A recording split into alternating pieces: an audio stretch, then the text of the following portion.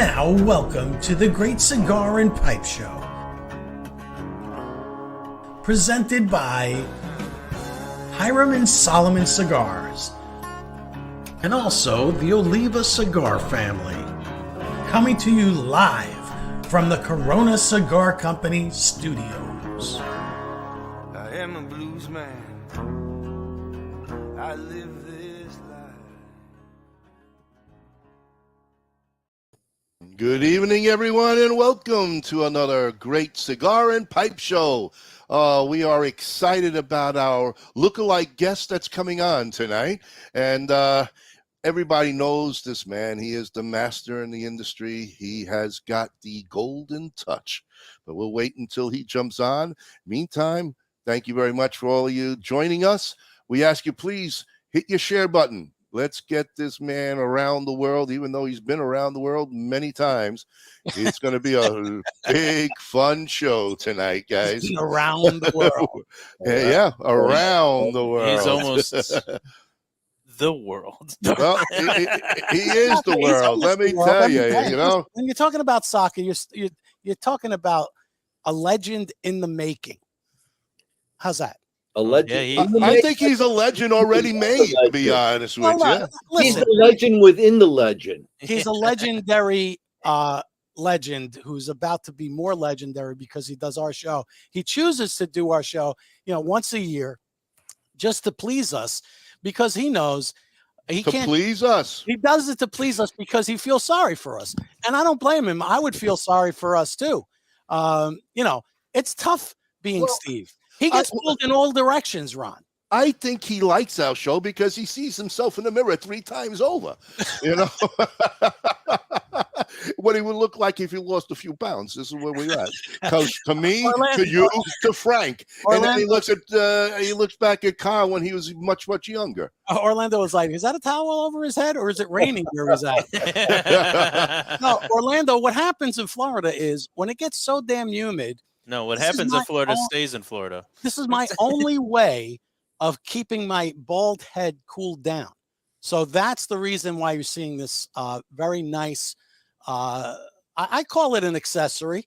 Women would call it some kind of, you could do it a couple different ways. You do it like if you put cover it over your mouth, Frank, that might help. Definitely. Frank, why don't you tell them the truth? You're running for Parliament. I'm running for Parliament. Yes, I am.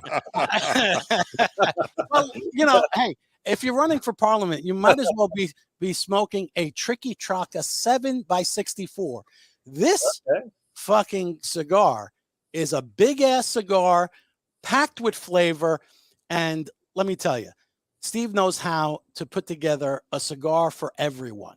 It doesn't matter who you are. You need to smoke one of his cigars. Absolutely. Because in the end, you can wind up looking like him. That's his goal. His goal is to get as many Steve Saka lookalikes in the world so that he will never be forgotten. That's it. I don't think he's going to be forgotten, but interesting theory there, Frank. You like my theory, don't you? I knew you would. Like Chris says, a Frankie Burka. Something new, a new swag by the Great Cigar and Pipe Show. This could be. We could put a logo on it, and then we could send it out to people. And it's one of those keep cool towels. That's what it is. It's fantastic, though. It is. It's we great. We enjoy them. We do, and in Florida we need them. Bob's not wearing his. Yeah, where's your towel, Bob? My towel is my fan directly over my head, so I'm actually pretty cool. The reason why Bob is everybody must be wondering, why is Bob sitting alone and me sitting alone? Well, Bob realized that I may have been exposed to Corona because I was away in New Jersey. Did you put a lime in it? Not the lounge. Not the lounge. Not the lounge. No, I'm always exposed to the Corona Cigar Lounge. Always exposed to that. But folks, Bob had legitimate reasons for not being here. And I give him a lot of credit because who knows, I may be infected. Yeah, and at his age, he can't be infected over anything. Exactly. He's 70 years old. Bob's 150. He's 70 years old in dog years. Well, until Steve joins us, we have his lookalike here, the Saka Swash. just to let you know. So everybody, you can really order a box of these, and I'm pretty sure your local shop is going to get these with you, man. Yeah, usually, if you order a box, you get a Saka squash. Isn't that cool? Hit up Steve. He had a bunch of them over at PCA, so I'm sure he'd be willing to send one over somebody's way. You know, and talking about PCA guys. Well, how about announcing, because we got a lot of new people. We don't even. Oh yeah, a lot of new people. A lot of these people don't know who we are. That's true. All right, so let's do that. And this way, I don't get knocked for not introducing who we are. Thank you. Yes. I'm Ronnie Pecorini. We're a bunch of Kyle nobodies. Jesso. The guy with the Frankie Burka over there is cousin Frank. That's trying to folks. Cool. And then there's my brother, retired Bob, hanging out. There, folks. Welcome back. So welcome back. Welcome Hit back. the share button, everyone. Please do. And we're waiting for our special guest. And as usual, we take I hope the first he's 10 minutes. The missing in action tonight. That's Saka's missing MIA. I mean, MIA. maybe yesterday's podcast on what was that? The palette. The palette. Saka's like the wizard in Lord of the Rings. He shows up precisely at the time that he's supposed to show up at. Not a minute sooner. Yeah. Well, we're still waiting for him. And he can't say that I didn't send him the link. So that would be a line of bullshit because he responded. I will share the email response with everyone. I will officially notify him right now. Oh, Tim says he's fashionably late. Tim, you're right. He likes to make an entrance. That's for sure. He Your does. servants are waiting for you. Hey, Bob, what are you smoking? Me? Yeah. I'm smoking the Stillwell. The aromatic. There he is. Oh, I heard somebody. Oh, so Steve made it, which is good. I'm glad. See, he's not that late, really. He just missed all of this opening bullshit. He doesn't want to be. He does not want to be bothered with our pomp and circumstance. He shows up at precisely the right time that he's supposed to show up at, and not a minute earlier. Okay. Exactly. Well, I guess we should bring him on. He's been waiting long enough. I mean, should we go to our sponsors and show him what he missed, or let him get calm? Let him settle in, because he's got to settle in. Maybe he's got to fire up his stick and get ready. He's got to get his drink. Oh, he already got up and left. He's got to go take a leak. Yeah, he's got to drain the main vein. Drain the vein. Go drain the vein, and let's go. We'll be right back, folks. And with us is the almighty himself, Mr. Steve Saka. This industry is steeped in family and tradition. There's generational stuff, and I see it over and over, and yet, no, I didn't come from that. Being the outsider looking in, I got to ask all the silly questions, and people were very accepting to want to give me all the right answers. I'm very thankful for those people who kind of allowed me to come in. Now with Alec and Bradley in the business, to have our company become generational, that's pretty cool. Welcome to GTO Dominican Cigars, a boutique cigar company that artfully blends and creates some of the finest handmade puros from the Cibao Valley in the Dominican Republic. We are fourth-generation manufacturers and growers of tobacco with over 140 years of experience, offering a variety of styles, blends, and strengths. Mild, medium plus, and full-bodied. We would truly consider it an honor for you to experience our cigars. Those who know smoke GTO. Before you light your next cigar, be sure to check out Cigar Medics, the makers of the patent-approved humidimeter. The humidimeter is a tool designed to display the relative humidity inside your cigar. With this device, there's no more guessing. Simply insert the probes into the foot or cap of your cigar, and you can instantly know if your cigar is ready to be smoked. Buy now on cigarmedics.com and see site for other cigar accessories. With the humidimeter, you'll know when to hold them and know when to smoke them. Years in the making, the Chief cigar was born, blended, boxed, and released to market on June 26, 2015. This cigar was developed by former fire chief, firefighter, cigar aficionado Ken Dorbecker and has grown into a signature Firehouse cigar line. All engines respond. Including, of course, The Chief, a Nicaraguan Habano blend, Proby, a Connecticut Shade blend, All Hands, a Maduro Mexican San Andreas box press, and the brand new Fire Pole, a beautifully crafted San Andreas Habano barber pole. Join the Chief family and make us part of your humidor. R&A Treasures out of Tampa Bay, Florida. The last of a legacy. The last of an inventory of Thomas Cristiano in a warehouse where everything is aged and well kept for all your pipe and smoking needs. You're back. We are back, We are folks. Thank back. you very much. Please And hit the now- share button. Hit the share button and let Steve Saka enter the world. There he is. Mr. Saka! So, because I'm big on, full disclosure and complete honesty, I was having some epic, uninterruptible throne time. So, Oh, now you like me, Steve. Boy, I really do look like you and feeling like you. there's some things you can say, okay, I'm going to put this down right now. I'm going to go to my next thing. But in that situation, I really am kind of a slave to what's going on. And Nice. Does that give you vision of a construction of the next cigar? I mean, just thinking about it. I'll tell you what, I lost at least 5 pounds, and I'm feeling good.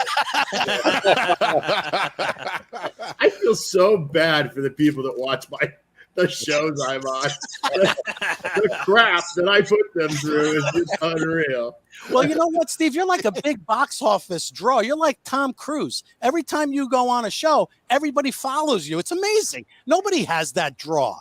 It's because they know I'm going to say some stupid ass shit, right? Well, that's okay. That's what we want to hear.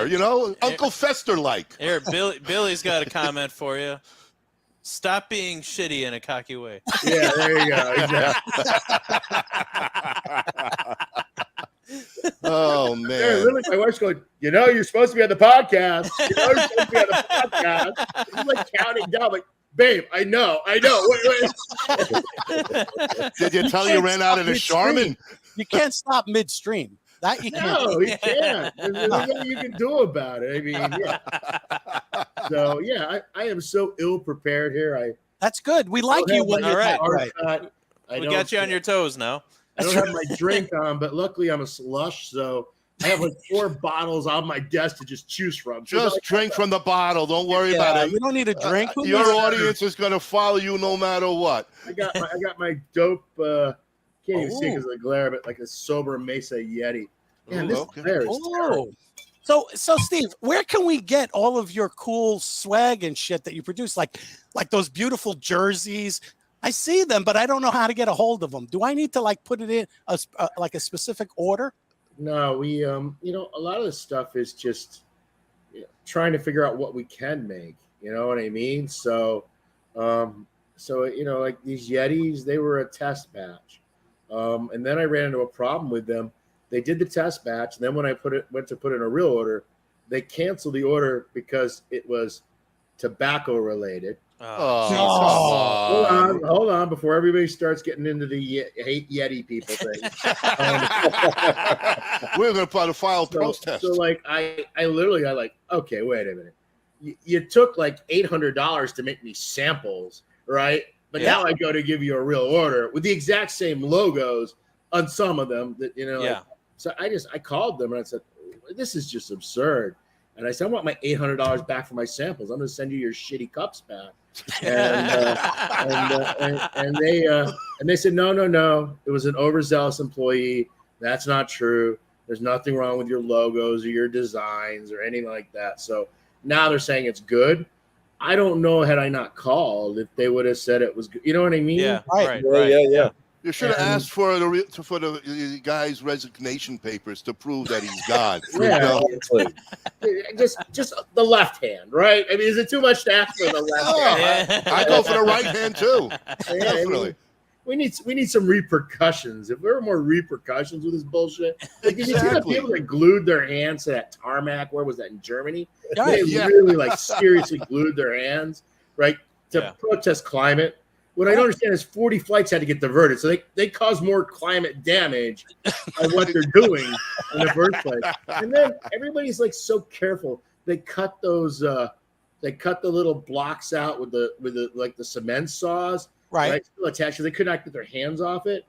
Not me, man. I'm ripping that motherfucker off. I'm with you. Some goddamn right at the wrist. Yeah, look, they need, there needs to start being some repercussions. Absolutely. Absolutely. Oh yeah. You think about that, 40 flights of people, they get diverted. They're not getting where they want to go. You know those people are on the tarmac. They're eventually going to go somewhere for a vacation. They don't want some jag-off kid gluing himself to the tarmac when they're in the plane. Right? I mean, it's such utter nonsense. And the part I really don't get about it is, look, we can have a debate about climate control and what to do about it and blah, blah, blah, blah, blah. But all these people that do these things, they just piss the rest of us off. And it makes you actually listen to them less. Because then you're like, okay, everybody that thinks that way is a total nut job, right? Yeah. There are plenty of them. It's so counterproductive to the cause, even. I don't even know what to think, other than the fact that they're morons and their parents need to be beaten. Boy, now this shows. Let's talk. We ain't talk cigars. Let's talk reality. I would have parked a nice jet there, turned the engines on with the kids right in front of them, and suck them right in. Forget about it. That's all. Get rid of the nonsense. It's a bad deal. Goodbye. Ruin environments. We'll fix it up. A little blood here and there doesn't hurt nobody. How can I not get myself looking directly at the camera? What is going on here? It's kind of freaking me out. Why? What happened? You're right. I'm looking like off to the side, like I'm like some crazy weird eye shit going on. Well, if you quit looking at yourself, Steve, I mean, you got three mirrors. You're looking at me, you're looking at Frank, you're looking at Bob. Which one of us looks right for you, Steve? I gotta take off my glasses. This will help. That's what. All right, yeah, same thing. And here we are. The contest begins. But Steve told me that. Steve told me I have to add like 170 pounds. Yeah, that's not close.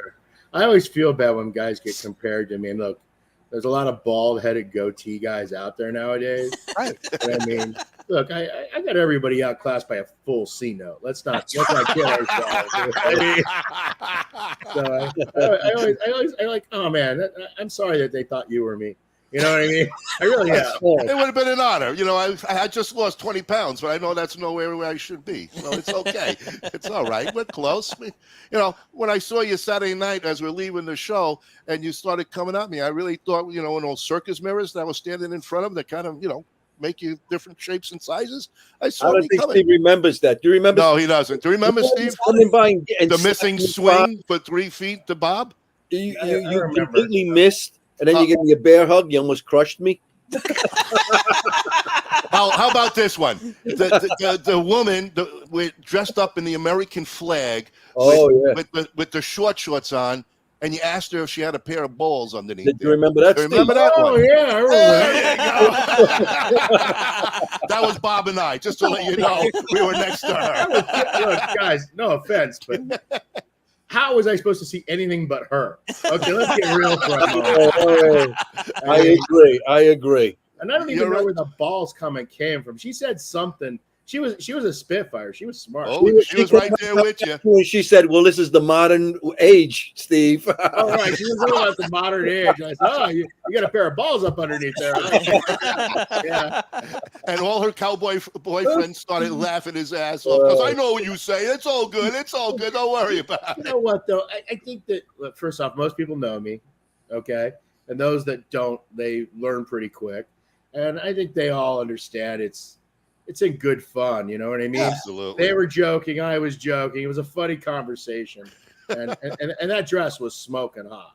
It was. Won't lie. It was. He was. Yeah. Was it a dress? I don't even know if it was a dress. That was definitely. I wasn't there. Yeah, it was. Anyways, let's get off this one. Steve, I'm gonna get on. I don't want to disrespect her because she was actually quite nice. She was a good kid. Yeah. I've got to get on a very important topic because we spoke to your wife at the PCA. Oh, yes. She was willing. She told us that she was willing to snowbird to That's Florida. Right. So conversation, right? And we want to know, because you said there's no way we could snowboard. How am I going to run a business being 6 months in Florida? You spend most of your time in Nicaragua. You're closer.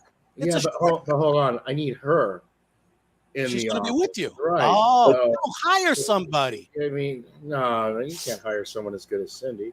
But Steve, 6 months in Florida is better than none. Dude, he's willing.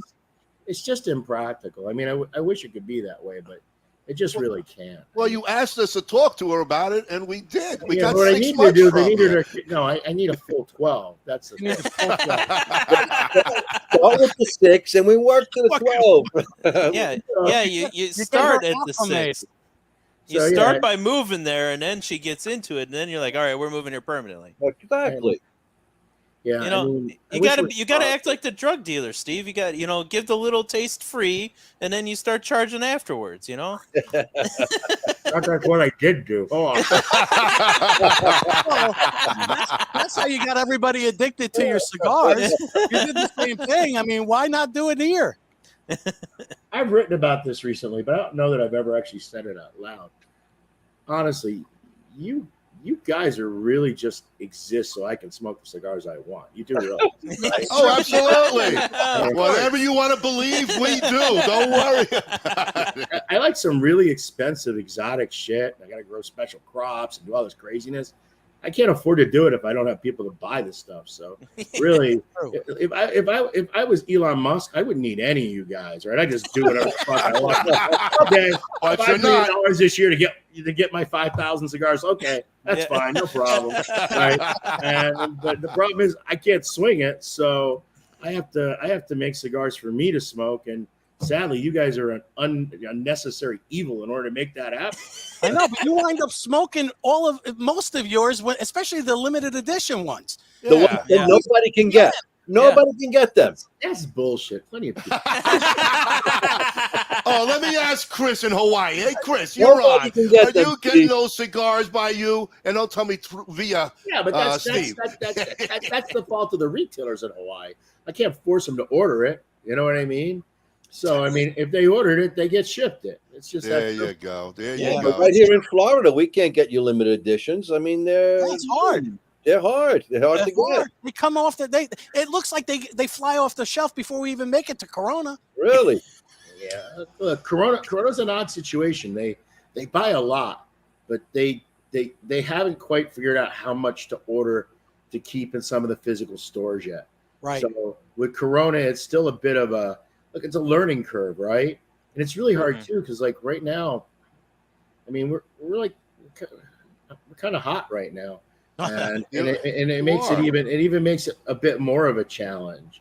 So, well, Steve, you put together an amazing company. You really have. I mean, your experience of all the other companies you have, and you had the balls to go out on your own, and you made it. And you're not yet. Your reputation alone will listen. Steve never makes it. He's never made it. Not yet. Did you say? Until he's made it. Is the name Steve Saka, and everyone listens. Like, you know. Yeah, but you have to understand. I mean, there's a lot of people hoping for my failure too. Well, there is. That's part of the industry. It is, Steve. Unfortunately, they smile at your face and they stab you in the back. But that's any industry. It's everywhere. Everywhere. That's every type of industry. We don't want to talk about those people.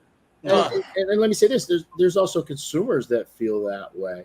You know what I mean? Because give us their names. We'll take care of that. Look, when you get so many people that are writing about your cigars and saying how much they like them and posting pictures, it rubs some people the wrong way, right? And they just end up feeling like it's all hype.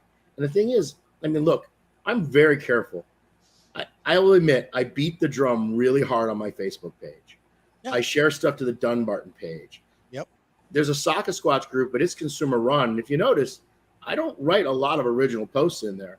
I will like stuff. I will add a comment. I will answer a question. Right. But I kind of let them do their thing. And then in all the other Facebook groups online, I really post nothing. I post nothing about new releases. I post nothing about the shows I'm going to be on. You know, now if someone tags me, I will go and look, and I will like things, and I will answer questions, and I will say thank you and things like that. But I'm really, really careful to not go into other people's house. And part of that comes from, when I grew up on the internet and we were using ASC, that was a really big thing to not spam the news group, right? Right. Yeah. To It's not respectful. It's It is. respectful. Yeah, and that's it's what you respectful. are. So I try really hard. Like Anna today wrote something in a group. Someone was asking, hey, what's a good beginning cigar for my wife? And she recommended Sobremesa Brulee Yep. and Yeah. the Holiday Stillwell. Sure. Yeah. Those are two very good recommendations. But I actually had to post, hey, Anna, you can't do this because first off, you're part of the company. So you can't give cigar recommendations in somebody else's group. You know what I mean? And definitely when you do it, I know you work for us, but maybe the other person on the other end doesn't know you work for us, right? Yeah. You gotta be really careful. I mean, when consumers post, what are the best cigars? What's a great Maduro cigar? Look, I see tons of things. I want to chime in on like 98% of them, but you got to just say, okay, I can't do this. Right. But luckily for me, as we do better, there's a lot of consumers that are doing it on our behalf that have no financial interest in any way. You know what I mean? Right. And then when they do that, of course, I put a little smiley on it. I thank them. You know what I mean? But Sure. I try to be really careful about not going into other places. I really do. Right. And again, that's a testament to you, the man that you are, and the way you respect the industry. And kudos, because there's a lot of people who won't do what you do. And you know what? They can only go so far. I think that's why you've gotten the respect of who you are, all your groups, the people who work for you. I mean, going to your booths, everybody's just amazing. Well, Fantastic. he makes a top-notch product. And well, we know that. But we know that. And so like when I go to Florida for my sales meetings for my corporate every year, like even this year alone, I introduced another 12 people to the Dunbarton Tobacco Trust cigars. So because everyone's like, "What are you smoking?" I'm like, "Well, this is Sobremesa." That's how we've grown. Look, I know everybody thinks like I'm reaching everybody in the world, but I'm not. I have I don't know, like 30,000 followers on Instagram, but I'm not really good at Instagram. I'm much more comfortable in Facebook. There's probably like 5,000 friends, and then like I don't know, another 8,000 followers maybe. So you don't. It's not like you have hundreds of thousands of people that you're talking to. So really, and the other two is what I'm going to say. Of course, my shit's great. Of course, you expect me to say my shit's great. So it really doesn't have the same weight as a consumer that really has no vested interest. He or she's just smoking cigars, trying to find stuff they like. And when they say it, it's actually far more relevant, I think, to another consumer than my saying. Yes. Oh, yes. 100%. 100%. Word of mouth is the best type of publicity. I mean, you can't beat it. And it's one of the few things that's like just completely, truly honest. Look, there's a few douchebags out there that like intentionally troll and just do negative. Yep. Oh, of course. But we all pretty much sniff those people out pretty quick, right? Yeah. You kind of know, okay, this guy's just a jerk off. Yeah, of course. So yeah, I mean, I just think it has so much more value when it comes from somebody that's paid their money, put their hard-earned cash into it, and they're like, hey, I think you ought to try this, whatever. Right? Yeah, no, you're absolutely right. Well, on one of our posts today, I know the person you would talk, well, at least the one person, I had to delete them. I had to block them and delete them because they were a troll. And I saw a couple of your comments. I had to look to find out what's going on. And you're right. Yeah, there are those guy that was hawking Cuban cigars, right? Right. Yes. Whatever. Why go on there? I mean, we don't want that. We don't want that type of individual because we respect you. We've known you for a while now. The four of us. And again, kudos is not, anything smoking up your ass, but you got fantastic cigars. We enjoy each and every single one of them. They're He's good. got one or two that are okay. Yeah. Just okay. The rest are very good. Well, Steve, the real question is, if there was one other thing, if cigars were off the table, what would you do? Oh, yeah. Okay. I'm too old. I'm too out of shape now. But Well, the NBA is out. We'll see. But if he wasn't into cigars, he'd been a bodybuilder. I mean, I would have loved to go into something with forestry or fishing game. Oh yeah, Okay. there you go. That's something that would have that still appeals to me. Nice. That would have been. I mean, obviously, you're not getting rich doing that job. No. But you have a very rich life, and you spend a lot of time outdoors, Right. nature. And look, sportsmen, hunters, fishers, hikers, campers. They're a lot like cigar people. You know what I mean? Yep. They're really passionate about what they do. For the most part, I mean, we're not talking about the morons that got the the mega cooler at a Memorial Day at the state campground, but the people that actually get out there and do stuff. Right. Yeah. They're really good people. So I think that's something that I would have liked to do, but those days are obviously 30 years behind me now. Well, Now- they'd be limited because of your schedule. I mean, you just keep an incredible pace of life. You just keep going and going and Not going, life, man. just work. Yeah. I mean, you are buried in your work, and it shows because you put out. I mean, so how many new releases did you put out this year, 2023? Yeah, we were trying to figure that out earlier. So this is a really disturbing thing. That's right. I know we're trying to count them all. We couldn't. It's still going. Lost track. So I'm just going to count these out. This is the number of projects that I'm currently working on. Okay. 1 you don't know about. 2 you don't know about. 3 you don't know about. 4 is going to be the limited edition release of Halligan. So we won't know about that one either. You will know about telling you about that. That's going to be an exclusive for my friends at Tobaccoology. Okay, So what was that? That was number 4. 5. Yeah. Yeah. 5. Number 5 you won't know about until January. Oh, okay. Number 6, you got to keep me with the numbers here. Number 6 was Don Derma, which is already launched. Yep. Number 7 is the Golden Child, Right. which the cigar is 100% done in the box. It's actually sitting in my warehouse, and well, I probably shouldn't have said that out loud. But there's no room to squeeze it in, right? So Yeah. that was 7. 8 9. was the You're at 9 now. I'm at 9. Okay. Yeah. 9 is the re-release of the holiday Stillwells. Yep. Yes. Year. We're Yeah. just shipping those now. Nice. Yeah. So that was number 9. Number 10 is the Federal 100 that I just shipped. Okay. Number 11 was the Barbara Amaria for small batch in June. Yeah. Number 12 is I have an entire relaunch of Famous 80th, not as a limited production. Well, I mean, it'll still be limited, but in 4 full different sizes. Oh wow. I've never Wow. done 4 sizes before, and Famous wants to keep it. They want to keep it on the shelf all the time. They like the cigar so much. They've had so many customer requests for it. I mean, it sold out as a limited 3 times in a row. So that's going to go on the shelf full time. What number was that? You're on 13 now. Lucky 13. Okay, lucky 13. Let me scroll here. I have to look myself. 14 was 14 and 15, the special unicorns. Right. Sober Mesa Brulee Blue unicorn and the Mike Rita unicorn. What is number 16 was the Potapero, which I just started shipping. That's the new event only cigar. Number 17 is Red Meat Lovers is a full release. Yep. Okay. Yep. Yeah. 2 sizes that I've done in the past. The ribeye, which is a 6x52 prensado, Yep. and the beef stick, which is a 6x48. Yeah. And then to make the line a full line now, I added 2 more, the Robusto and a porterhouse, and Beautiful. the 5x54, the one called filet mignon. That's really, really good. Okay. You got to get a tomahawk in there now.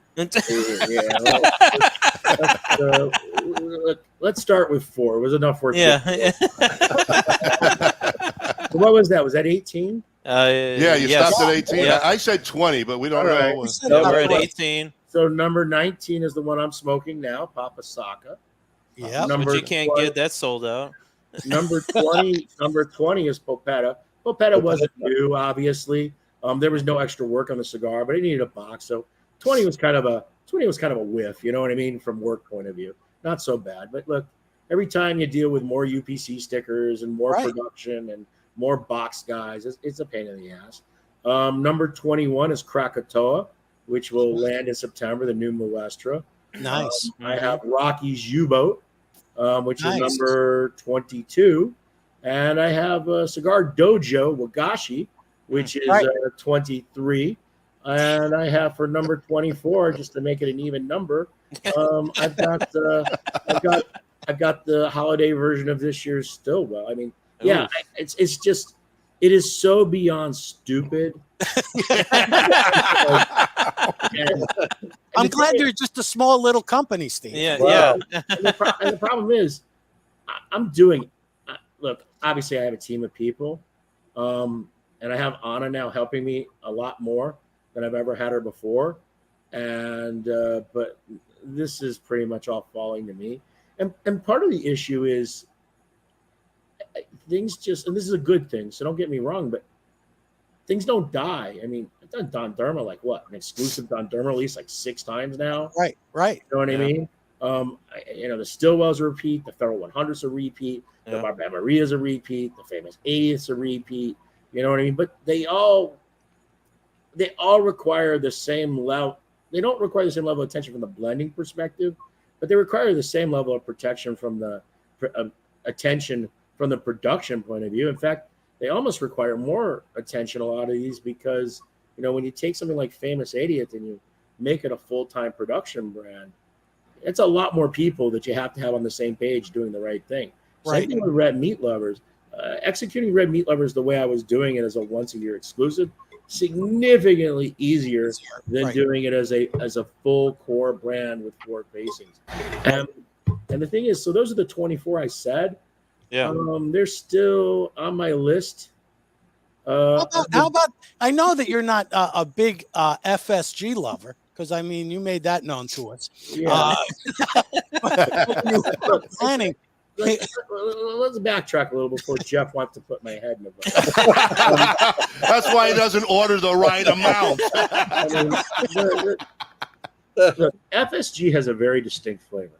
Right. It has has this really unique kind of twang to it, and it's just not a tobacco that just sits well with my palate. Okay. There's a lot of tobaccos out there that other people absolutely love, that for whatever reason they just don't make it for me, right? I don't get them the same way. They don't hit me the same way.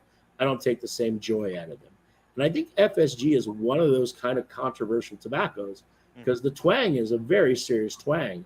So I think you have people that really love FSG, and you have other people that they're not quite as enthused by FSG. Right. So that was a really tough project because not only did I take FSG, which is tobacco I don't like, for my palate, right, and I have to make everything. I mean, that's part of the core concept of Dunbarton is that I have to make cigars that I think are worth smoking, and that I would be willing to buy with my own money. And we put probably close to almost 2.5 years worth of work into figuring out how to ferment the tobacco. And not only did I take the FSG tobacco, but I took the most difficult of the FSG tobacco. I took the top 3-4 Corona leaves, which are the strongest and the most twangy of all the twang, right? So the part that didn't sit well with my palate, I'm like, okay, I'm going to just, if you're going to do a challenge, well, that's the way. Yeah, let's just take, and look, nobody else wanted it because it's not an easy part of the plant to work with. And I put a lot of effort into that. And I have to tell you, the cigar has been finished. I finished the blend last November. Wow. So Jeff smoked the final FSG samples in December. And then I brought him a bundle or 2 when we met up in Kentucky. So he's had even more of them. And I love the cigar. And he really loves the cigar. And the thing I like the most about it is the FSG part of it is still there. Look, the easy thing to do is just wash it out, bury it. You know, I use a little tiny strip, or I wave some FSG over the cigar, and you know what I mean. And then I just make something I like, and who's going to be able to tear that cigar apart and tell what's in there or not in there, right? But that's cheating, right? So, I really like the blend because I really like it, but I didn't take away all of that twang that makes the FSG unique. So I think I might have, I don't want to use the term because I have this trademark, but kind of a unicorn kind of thing, a Goldilocks, right? Where I think I have something the FSG people are going to really like, and I think I have something that the non-FSG people are going to also dig. Now, what they're not going to dig is the price. Because look, it's an exclusive limited for Jeff Borshowitz that I put about 3 years worth of work into the tobacco, and so it's not going to be inexpensive. But I think cigar wise, I think it's a real winner. Jeff and I talked about it, and luckily for me, that's going to get pushed into Q1 of next year. Okay. Awesome. So that part's good. But look, So probably PCA March then. March, is that going to be the exclusive date for it, would you say? No, I don't think so. I think it's going to happen before that because I don't know that. Look, ultimately, it's Jeff Cigars. Yeah. I don't know if he intends on just selling them in his store or on his online site, or if he intends on distributing them. I don't really even understand the FSG universe. I understand the product that Drew Estate makes. Right. And I believe they sell that product to the retailers. But I don't know about like the Agranosa one and the J.P. Newman one, the pencil one. I don't know. Are those sold to other retailers?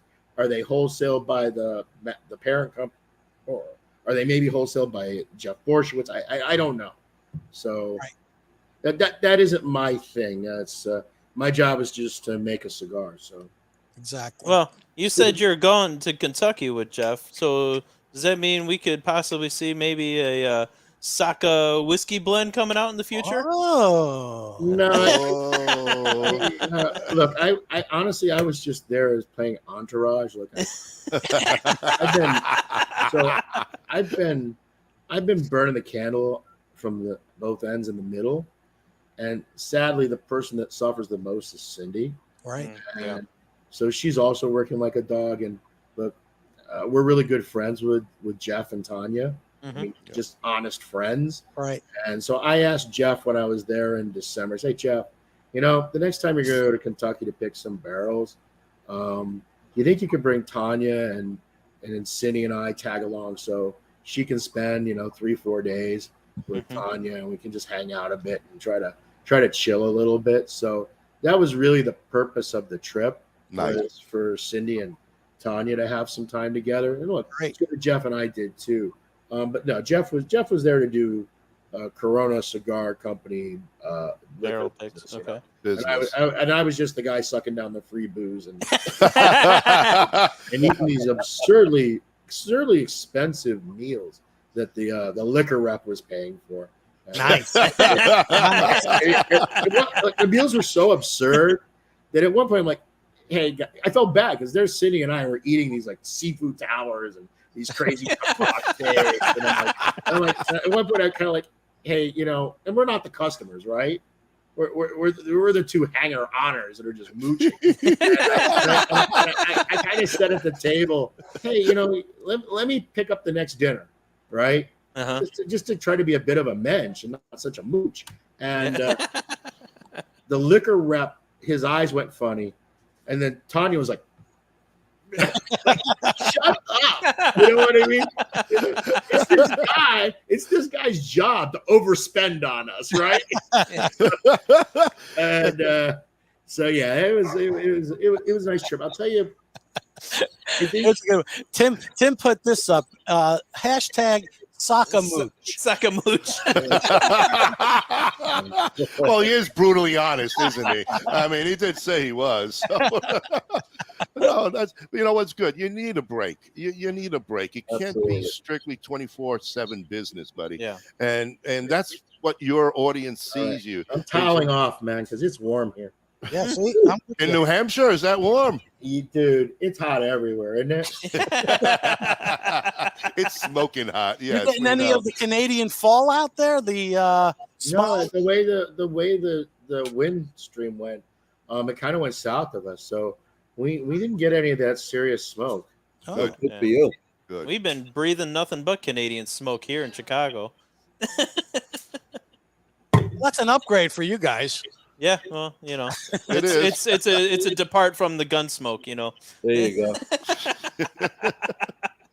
Well, Steve, you mentioned I saw that you made a notation. You know, people ask you why you do all these podcasts and all, and I loved your answer. In a nutshell, it was basically you're promoting your company, you're getting out there because you realize it's a source of your marketing of yourself, and I think it works. I mean, I've been following you when you're doing other shows, and the numbers on those shows are always extremely higher than normal. And, you know, every time that we have you on the show, you're always one of our top for the year. And already I see tonight's show has already been very high. And we see a lot of people asking 1,001 questions. One was, how do you come up with all these names? How do you come up with basically all these names? You know, I don't know. Does Cindy help you? Is this out of your own head? No, most of them, there's just, look, names are really hard. Yeah. Okay. And particularly when everything's been taken, and trying to come up with something distinct and unique is a real challenge because there's a lot of really smart marketers and branders in our industry. And sadly, they die a very quick death often. So, but yet they drag down, 10 to 20, 25 good ideas with them that can never, ever be used again. Right. And so it is a bit of a challenge. Look, part of it is some of the names aren't mine, like Red Meat Lovers. That belongs to the Red Meat Lovers Club, Evan Right. Now. Halligan for that limited edition. That's the name that the guys at Tobaccoology, Brett, he wants to honor a former fire chief that is a frequent customer in his shop. So some names come that way, but most of them are somewhere out of my experience, and a lot of it has to do often with my Latin American, Central American experience. Mm-hmm. I mean, I got into cigars when Cubans and Dominican Cubans were just king, right? Right. So everything was Ramon Iones and Romeo and Julieta, Monte Cristo, and so that's the sensibility that I identify with cigars. Look, there's a lot of great people who do a lot of great branding. James at Black Label, right? Yeah. It's great branding, but it doesn't sing to me. Right. But it obviously sings to him, and Sure. it sings to his customers. And the reason why it sings is because they know it's true to him. You know what I mean? It's a reflection of who him and Angela are.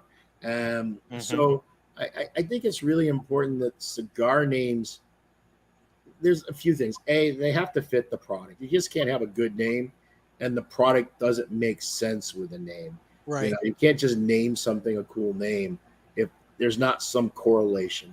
Right. I think a good name also has some sort of real personal meaning. Okay. Yeah. Not something that's just some random, oh, that's cool. You know what I mean? I think the more personal it is, I think the better you're able to talk about it. And then the other thing that I like is, and I say this all the time, and I wish more young brand owners would listen to me, but there's a certain sing-songy cadence to names. Right. Good names, Sobra Mesa, 3 to 4 syllables. There's kind of a low, high, high, low. You know what I mean? There's a shift in the tone. There's syllables that get emphasized that make it have that kind of sin compromiso, mi querida, Romeo Julieta, Cohiba, Monte Cristo. If you look at these names that are many of them, not all of them, look, you get things that are completely out of left field. Acid, right? Acid, wildly successful brand. It doesn't follow this kind of logic at all, right? Right. There's plenty of examples that don't. But if you start looking at the vast majority of the brands that sustain decade after decade after decade, they tend to have a little bit of a sing-songy nature to the name. Yep. So I tend to like to find things like Don Derma. You know what I mean? Right. There's places you can emphasize, and then with a name like Don Derma, when I was in the Navy, I was in Turkey, and I saw this guy like making taffy at the beach, and I'm looking at this, and I'm like, okay, I'm going to go have some Turkish taffy, right? Why not? And it turned out it was ice cream. And it's this weird elastic ice cream that they put this kind of gum in from like a particular flower, a salep, I think is what it's called. And it makes like this rubbery ice cream, and it's called Don Derma. And I was like, man, that is a really weird ice cream, right? and it was like literally It stuck.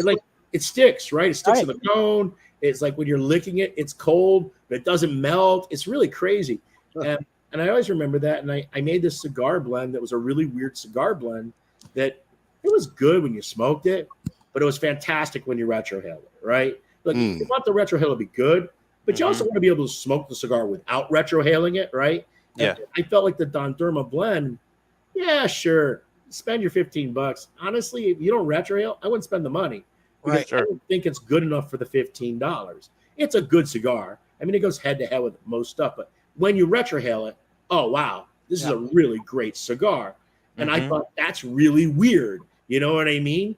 Where the retrohale is like a primary focus in the blend, and hence the weird ice cream name, this weird blend. Bam, it's now Don Derma. You know what I mean? So the story itself in each name means something, Steve. You really are. You hit it on the nail. There's got to be a name. There's got to be a reason for that name and the story behind it. And that, I think, creates even more of an interest and more passion for that cigar in its own way. Yeah, but the thing is, you can't just let the marketing guys come up with a way to make the name work. You know what I mean? Because they will literally keep jamming square pegs into round holes until they come up with something.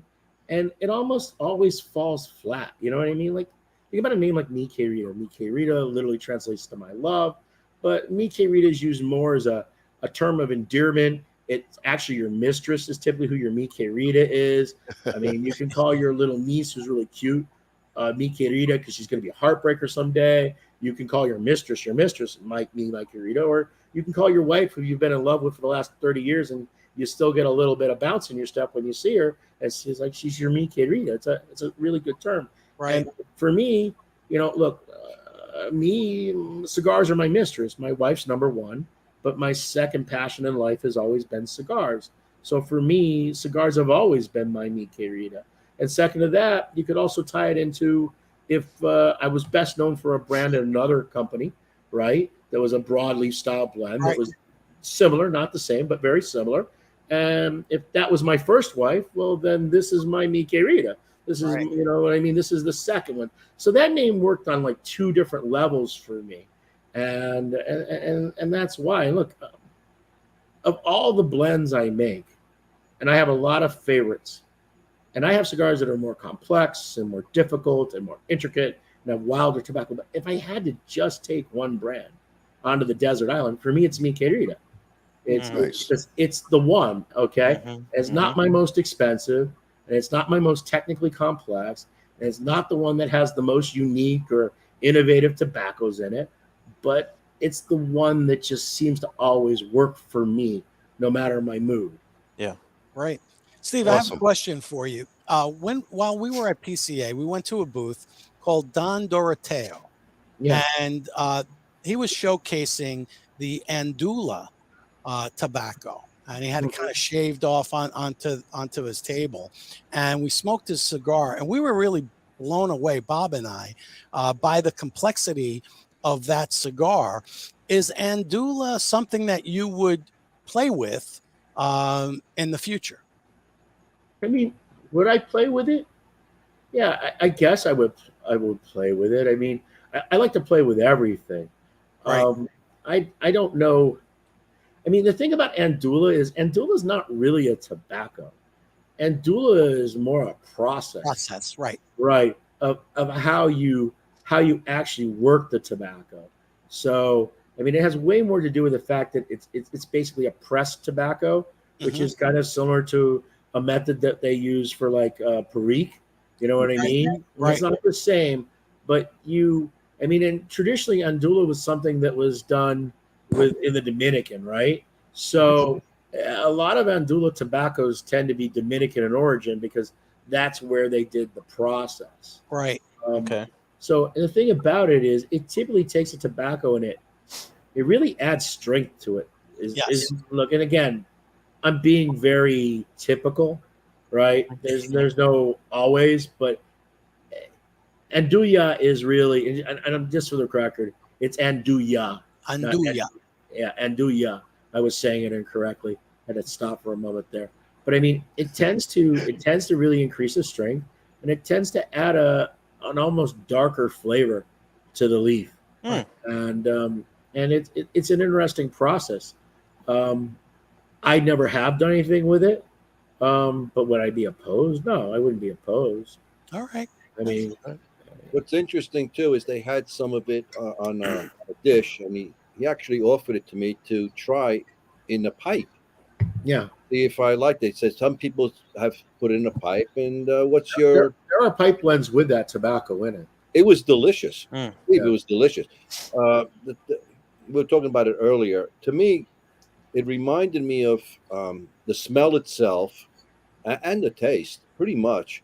Well, you know, this is just the tobacco itself fermenting, no toppings, no nothing put on it. When you pop that tin of plum pudding, that was exactly what I was going to say to you. I wasn't going to say plum pudding, but I was going to say it has a plumminess to it. Yeah. Exactly the term I was going to use. Yeah, it was delicious. I said, you know what? You guys should put this in a tin and release it as pipe tobacco as well, because cigars were great. This was also fantastic. Mm-hmm. I mean, I could see doing some things with that tobacco. Yeah. Well, let's hold on a second because the viewers are going nuts with questions. They man. So they know I can't see the question, so okay. I have no idea what's being asked. All right, we'll put those up once we get put them up from this word from our sponsors. Oh, maybe I can. Howard G Cigars is a dynamic new cigar brand grown from a love for cigar culture and a respect for the artisanship behind the craft. We are a minority-owned family business based in Orlando, Florida. Our current collection delivers 3 exclusive lines: Black Moses, Magic Stick, All Pro Series, featuring Leon Searcy's signature cigar and Ike Taylor's one-of-a-kind. You got the one-of-a-kind rankings. They got me at 89. I'm cool with that. We are focused on evolving as a dynamic brand and bringing you new flavor-filled blends that you'll enjoy and want to share. Visit our website at www.howardgcigars.com. You can find a full list of our retail partners there too. Thank you for making us part of your humidor. This is Phil Morgan, General Manager of Missouri Meerschaum Corncob Pipes in Washington, Missouri. Our mission since 1869 has been to produce great smoking pipes that anyone can afford. We guarantee our pipes won't be your most expensive, but they just might be the ones you smoke the most. At Missouri Meerschaum Company, we don't just sell our corncob pipes, we grow them, make them, and smoke them. Missouri Meerschaum, Washington, Missouri, since 1869. Loyalty, passion, courage. These are the founding principles of K by Karen Berger Cigars. The Maduro, the Habano, and the newly rated 93 by Cigar Journal Connecticut. Do yourself a favor and check out this wonderful line of cigars that come from a completely linear company from seed to your hands. Blue Smoke Atlanta is the vision of Robin Blue, founder and CEO, and represents an award-winning luxury smoking accessory line based in Atlanta and sold worldwide. Since 2019, Blue Smoke Atlanta's goal was to redefine traditional smoking accessories into a timeless collection of exquisitely handcrafted luxury products to include cigar pokers, cannabis clips, jewelry, and other awesome things. For an elevated smoking experience, visit us at www.bluesmokeatl.com. At Mountain Smoke Premium Tobacco, we specialize solely in the finest hand-rolled, craft, and boutique cigars on the market. Mountain Smoke Premium Tobacco is sure to have something that will excite you. Shop our online humidor at www.mountainsmokewd.com. A family of 4 generations in tobacco. It started in Odense, Denmark, 141 years ago, 1882, with a factory and a retail store by Eric Peter Stokoby. 4th generation is a premium quality brand consisting of a selection of tin and loose tobaccos made in Denmark, pipes, made of the finest quality briar and superior accessories from leather goods, lighters, and pipe tools. The selection of 4th generation products are available in premium pipe and cigar stores in the US and many European countries. Check out 4thGenPipeTobacco.com.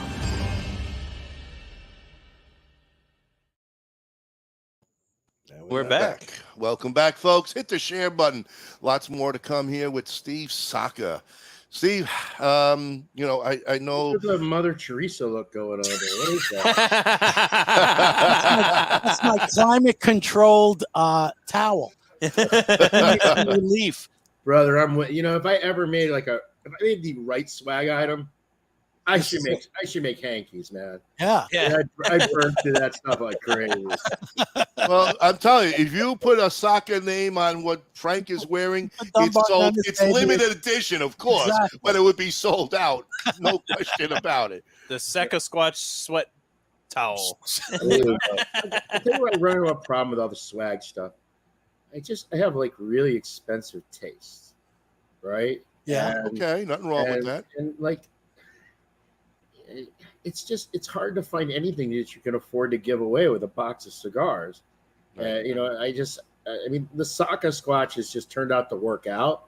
Right. And even those are really too pricey, to be honest with you. They really should be about, if I was at my former company, they cost about $4 too much. Right. Right. I mean, and I know you're like, oh, $4, what do you care? But multiply that over. I'm not getting the retail price. I'm getting the wholesale price. So I'm getting half to begin with. Right. And my gross margin is like 40 points on average. Right. My net margin at the end of the year, we're getting better as we're growing. Yeah. We're becoming more efficient. I might hit 9% net margin. So when you buy a box of cigars for $200 and I give you a $9 item, I made zero money on that box of cigars. Right. That is what happens. And it's okay because it's marketing, but it makes it a real challenge because I don't know. I don't want to give away that same cutter that everybody's giving away or that same lighter that everyone's giving away. Right. That cheap Indian made, India, all cap. You know what I mean? Right.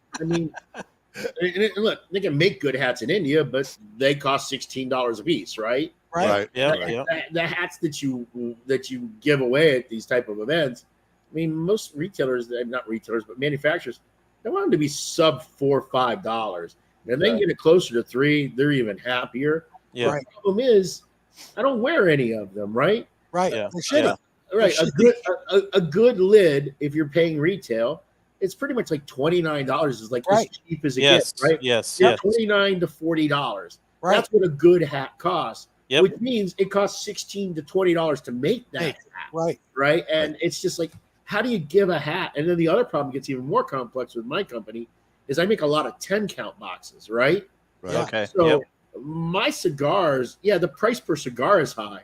But when you buy a box of Dunbarton, a lot of times it's like literally almost, 40 to 50% cheaper than if you bought another brand that had 25 cigars in the box. Yeah. Right. I ran into this conversation with a consumer recently. He was like, man, those Liga Privadas are so expensive. And I'm like, wait a minute, dude. You're smoking Saka Khans. The price on a Saka Khan is identical to a Liga Privada in that size. I think theirs might be $1 more, right? It's right there, same number, right? And he's like, no, it isn't. And I'm like, yeah, but he's like, when I buy a box of Liga number 9 double Corona, the Corona Doubles, that's a $300 to $400 box of cigars, probably over $400 at this point. It has to be. It's a $400 box of cigars where you can get a box of 10 Saka Khans. You can walk out the door for like $170, right? Right. So, so that also makes it a little bit more challenging too, because we're actually selling less cigars when we sell a whole box. Yes. Right. Yes. Right. So, the swag thing is something I haven't really cracked, to be honest with you. Yeah. Well, everybody likes free stuff or extra stuff when they get something. That's just human nature. But I don't think the guys and girls that smoke Dunbarton, I don't think they really care about that cheap ass shit. Right. No, you're right. I think they're more discerning. I really do. So then the question comes, okay, so I can make these fancy ashtrays and cutters and all this. Look, I'm going to be making hats very soon. Okay. Okay. I don't want to be in the swag selling business. Number one, right? It's not my primary focus. Yeah. Right. Yeah. And number two, I don't want to do something that's going to take away from my retail accounts to help support and promote the brand. So it's trying to find those retailers that are willing to work with me and do raffles and promos or make the buy-in $300, right? Right. Yeah. $300. Yeah, I can afford to give you this handmade Deneen pottery mug. You know, Right. Those mugs right now, they're about $14.50, not counting shipping. You know what I mean? Beautiful mugs. They're great. They're great products, but they're hand potted in America. Right. Made in these batches. It's expensive. Where you can get a coffee mug from Asia for literally like 98 cents to $1.72. Right. I mean, my pickiness really hurts me on the swag equation. Right. But people want something with your name on it some way, and that is for them is like a collector's item or a topic to talk about it. Lucky for me, I have more and more retailers that are now like making their own Dunbarton swag. Right. I don't have something, and because we price protect the brand, they doesn't allow them to deep discount it, so they feel like they have to give the consumer something extra. And I've had a few consumers. I mean, one made these beautiful Glencairn glasses, Rockies. I mean, Ames. He's made a golf towel. He's made a Zycar. One of those. It was a Zycar, the circle cutter. Okay. I know Ronnie's working on something. So it's You're kind of working on weird. something? I have the retailers making swag for me. And one of your retailers is like, wait a minute, I need Steve to come to Chicago, over to Norwood Royal Cigars. He's got a beautiful humidor there. You need to make that a stop because he's got the Midwest largest humidor. Yep. Vic Shaw, a fantastic guy, Vic's a great customer, okay, and he's him and his wife, they're good family. My problem is when you saw that list of projects, there's just no time to go and do the dog and pony at the stores. You know what I mean? Right. Right. I mean, I would have to, and there's no way to balance that because those store trips, in order for them to make sense, you got to kind of like connect them together because the travel is too brutal. Right. So it isn't like, I'm going to go somewhere for 3 days, but then I got to get on a plane to go to the Dominican, or I got to get on a plane to go to Nicaragua. It's tough. So it's kind of like when I like to do more events, I would, because I don't enjoy the selling part of the event, but I enjoy the bullshitting part of the event a lot. Right. Yeah. Right. And so I'd like to do more, but it also means that I have to stop making stuff. Right. Yeah. How often do you go to your factories monthly? Typically once every month, except for the month of December. Okay. Okay. All right. So that gets a lot of traveling, and that cuts away from your event time also. Like in July, though, I didn't go, but I was there the very last week of June, and I was there like the first week of June. So I was there twice in June, and then I will be returning. I got to look at my calendar. It's either the first or the second week of August, right? I typically get about 10 to 11 trips in. Wow. Okay. Look, I know I should for social media purposes, like post pictures and do that whole thing, but I don't really want everyone to always know when I'm there because they really just want your time and attention. Yeah. Right. I don't have the time because we're doing so much that it's really it's like a marathon a lot of the times when I get there. I mean, it's bang, bang, bang for 5-6 days straight, really, really hard. And there's really, I get to the end of the day and I want to take a shower and just go to sleep because I got to be up the next day, 5:30 in the morning and get moving again. And, being older and being heavier, I'm not exactly springing around the way I used to spring around. So everything is becoming harder. And so I sometimes I post them there. Sometimes I don't post them there on purpose. Right. Okay. So, Steve, is there anyone that you've taken under your wing there at Dunbarton when it comes to the actual blending? I mean, looking forward, obviously this is a brand that you've built. So what's that look I like? have not taken anyone under my wing, but from the blending perspective, so my assistant in Nicaragua is now my daughter-in-law. Okay. Oh, okay. All right. Yeah. Anna, did you meet Anna at the trade show? No, No, we did not. Anna, super curvy Nicaraguan. She worked on my behalf and some other companies' behalfs too. She was actually an employee at Noxa, but she was somebody that, as my production grew, I kind of became one of her most important customers. She did a lot for me. So she has a tremendous amount of factory experience, and she also has a tremendous amount of Saka experience, because I'm not the easiest person to work with. Yeah. So, I mean, it takes you need to look. I need someone that's got a little bit of a Nomex, some flame retardant. Sure. You know what I mean? They got to be able to take the heat and the stress, but at the same time, I don't want them to be just yes, and that whole follow you around kind of thing. Yeah. I need them to be sharp and critical, and to oh, wait a minute, what do you think? You know what I mean? You need them. And as we have been working much closer together the last couple of years, she's actually legit. Now, she has never gotten into tobacco buying. She's never gotten into blending, but I do now I'm now kind of semi-casually engaging her in the tasting of cigars. Okay. And more so this finished product, where she's now starting to identify things that I think are good and things I think are bad. And she's also able now to discern when our own production isn't right. So and she spends far more time in Nika than I spend. Right. Okay. And there have been times she's called me up and say, "Hey, Steve, we got this problem," and she'll start sending me some pictures and and say this and that, and it's good, because we have a lot more going on now than we've ever had before. Because I know everybody looks at the new stuff, but okay, the big stuff's Red Meat Lovers' big production, right? Heroes of sizable production.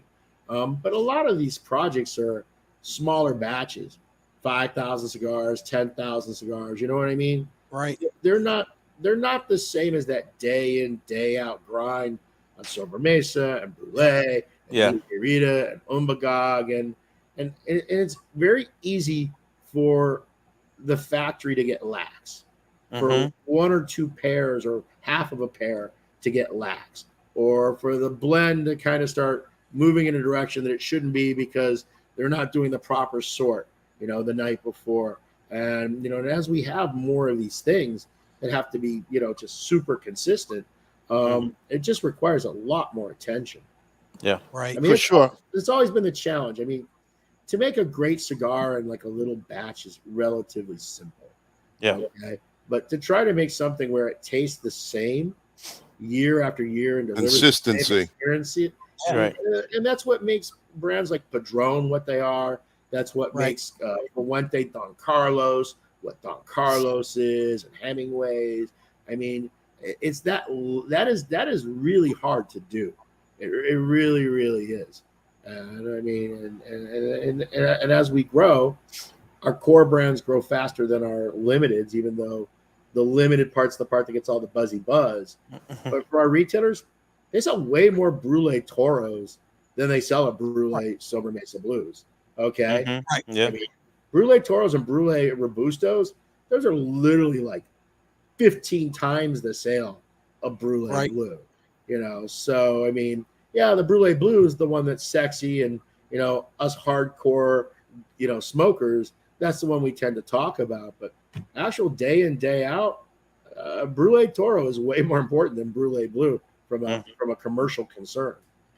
Wow. So So you mentioned I'm sorry, go ahead, Frank. Tim has something. He goes, Steve Saka, let me be your social media whore. Free cigars accepted as being. You already do it for free. Tim, you heard it from Steve. He just wanted to get his name on the show. That's all it came down to. Steve, you mentioned your daughter-in-law, but how about your son? What involvement does he have with the company, if any? None anymore. Look, John likes to smoke. He enjoys cigars, but he isn't into cigars. You know what I mean? Okay. Yeah. And the other thing too is John's a hard worker and a smart young man. He's not young anymore. I mean, he's 39, but it takes a certain personality to be entrepreneurial. Yep. And it takes a different personality to be.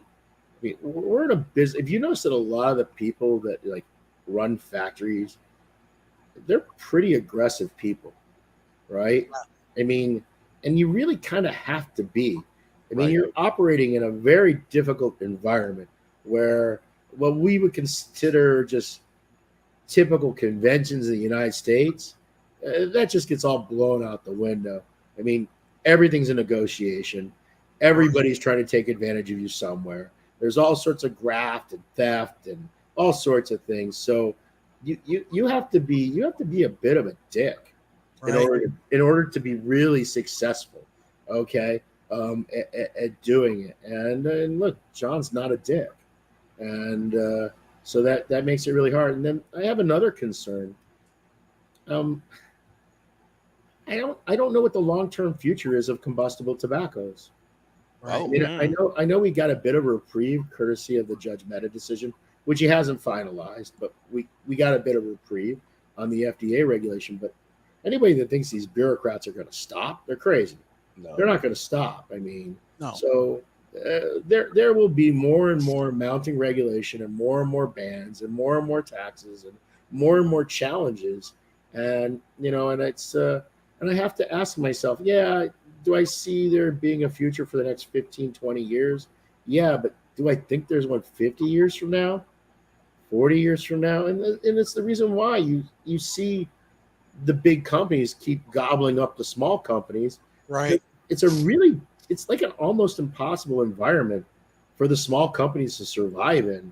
I mean, and the sad part is the small companies are the ones that are far more innovative with the product and the blends, and they're the part, but the dollars, the bulk of the money in the industry is on the other side. Right. And they're the ones that have the capacity to deal with this type of regulatory, framework and the legal and all of these where a lot of these family, a lot of these guys, they just know how to make a cigar, right?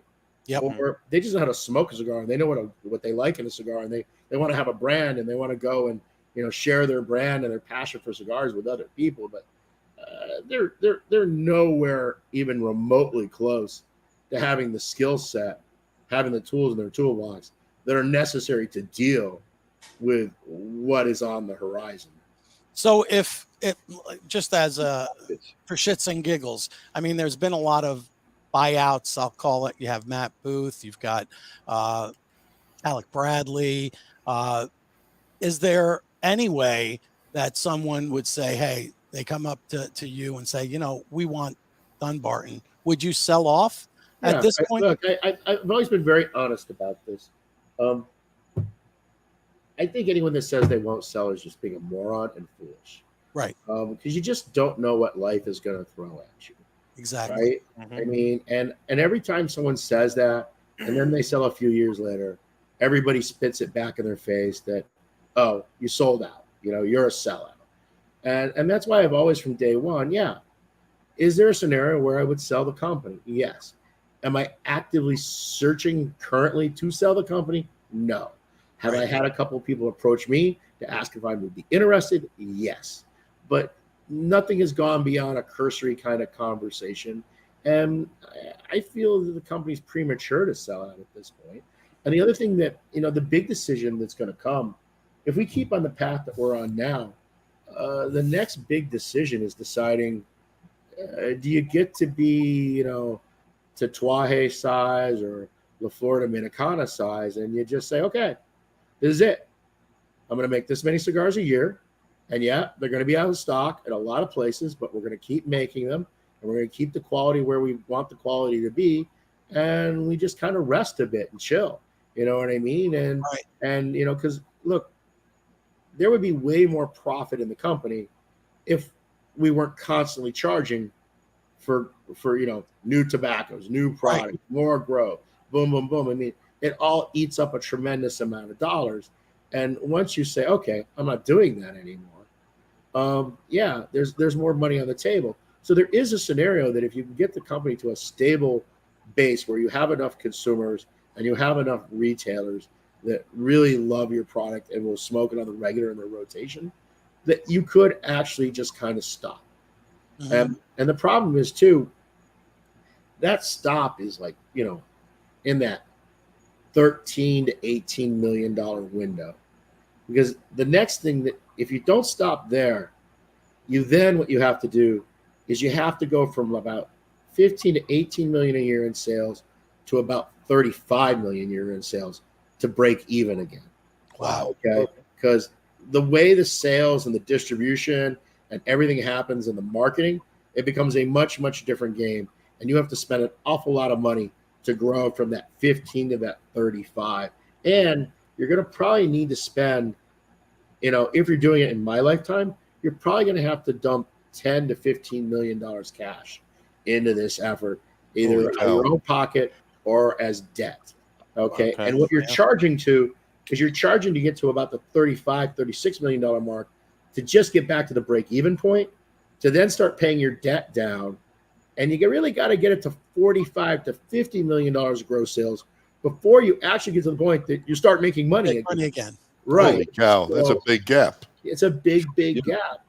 And that's why you'll see, look, there's a way to do it not the way I'm describing it, but that requires 3 generations. Right. Yes. Like the Padrones, like the Auroras did it, Aroas did it when they, over the years. So, and look, I don't have that person in place to be the next generation. Right. And I don't have that kind of time left. I mean, so I'm gonna have to make a really hard decision.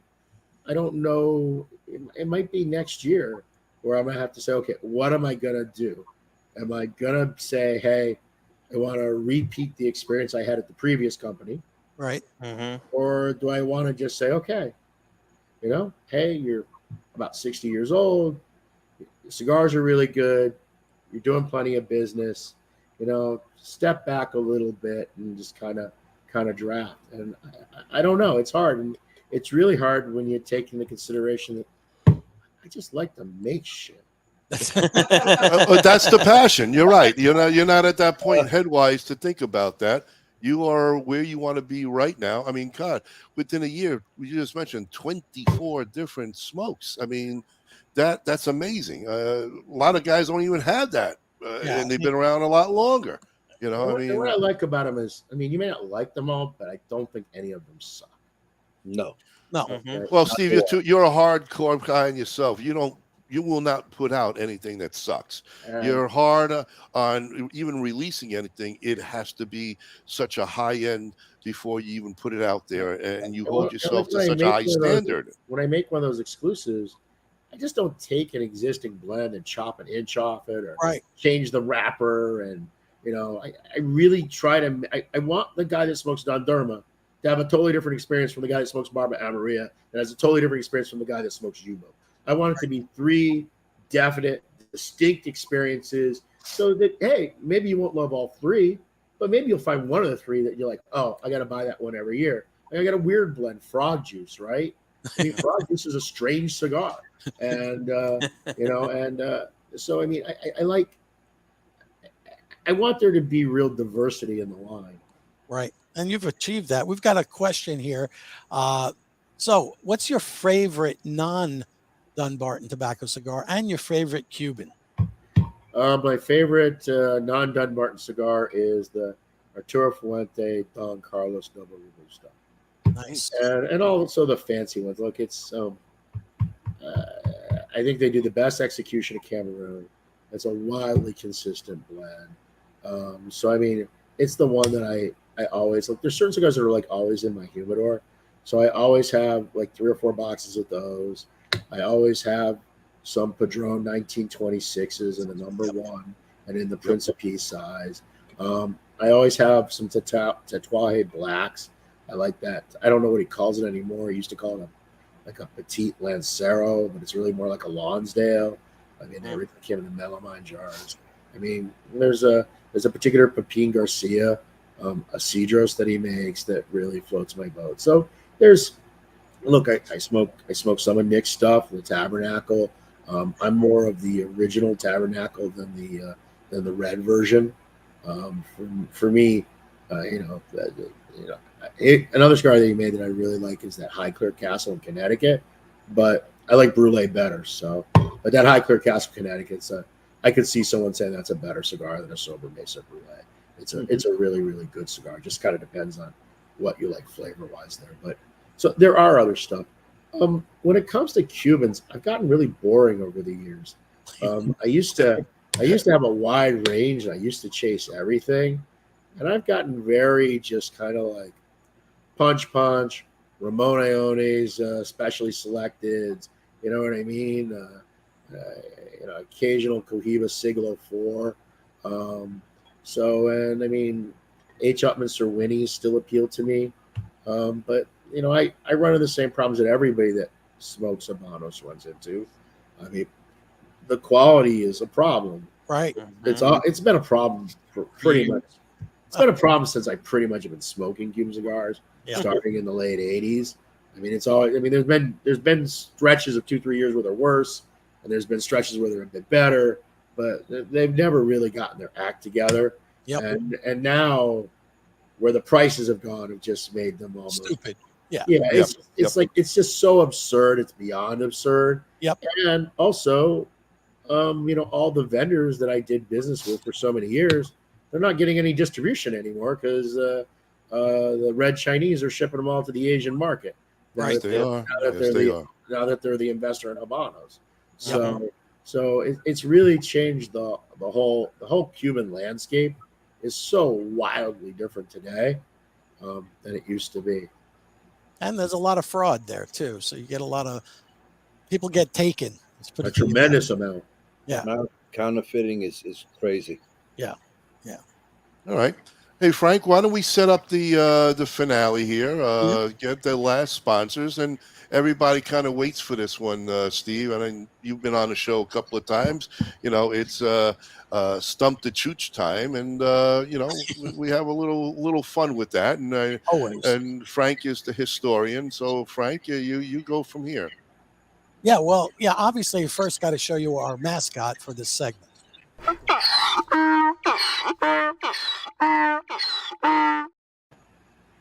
And Chooch in Italian is jackass, and I try to make a jackass out of all of you with the questions that I ask. So when we come back, hey,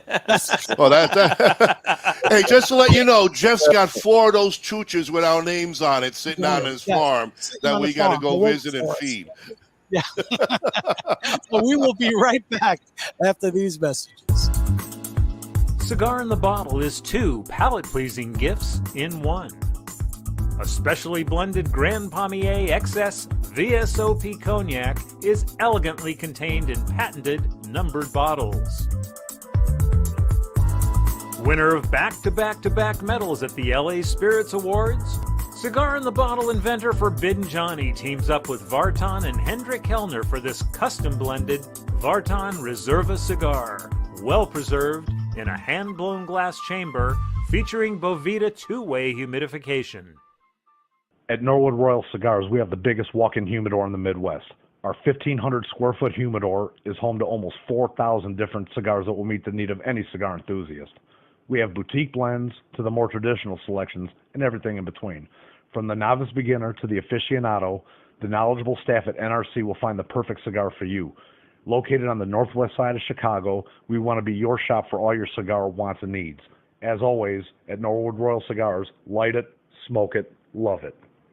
Experience the magic of Rockefeller Cigars today.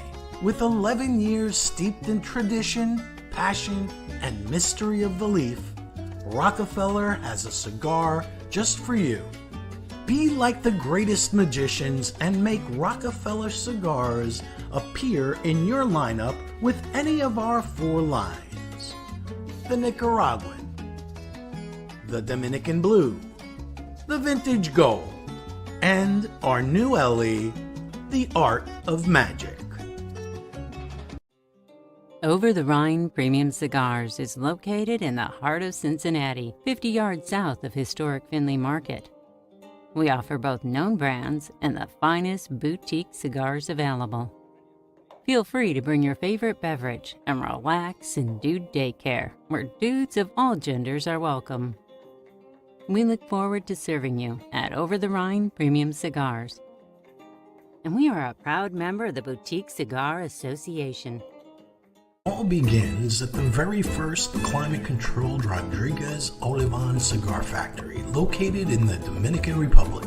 Our 2 major brands include Don Olivan, which are boutique cigars suited for that individual who takes great pride in something unique. BAMF is our armed forces cigars designed for that badass mother effer. Not only are you smoking a great premium cigar, a percentage of the proceeds is donated to our heroic men and women in uniform. We're back. We're back. Here we are back, folks.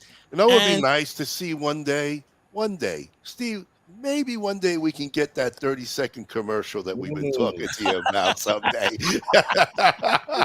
So here's the way it works. So I make those decisions in September. Yes. So what you need to do. We'll have it out to you next week. No. Because I won't look until September. That's right. So what I'm telling you is you hit me up in September, and if it isn't like stupid price, I'm probably going to say yes.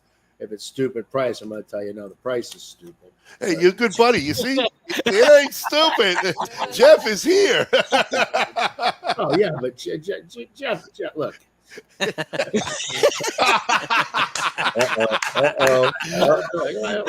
Be nice. He's listening. My entire bank account is like folding money to Jeff. Let's just stop. My idea of expensive and his idea of expensive, we're not the same. Okay. So it would be a little less than Jeff. Don't worry. So during this segment, we usually do a little giveaway of something that our guests may want to share with the audience, as I ask them at the very end for their correct answer, and they'll get something. Is there anything that you could part with, like a little statue? Oh, let's give a crystal ashtray away. Whoa! Okay. All There we right. go. That's good. They're sitting in my damn warehouse. I don't know what to do with it. We'll take the ashtray. We'll take the swash. Anything you want to give our audience, because, or smokes, a 5-pack, whatever. We're not greedy. The audience wants some part of you.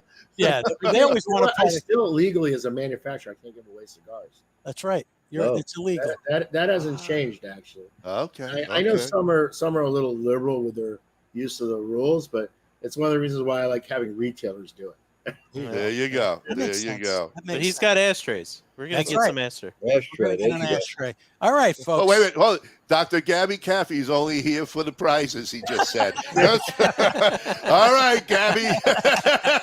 All right, you're going to get a crystal ashtray if you're the winner tonight.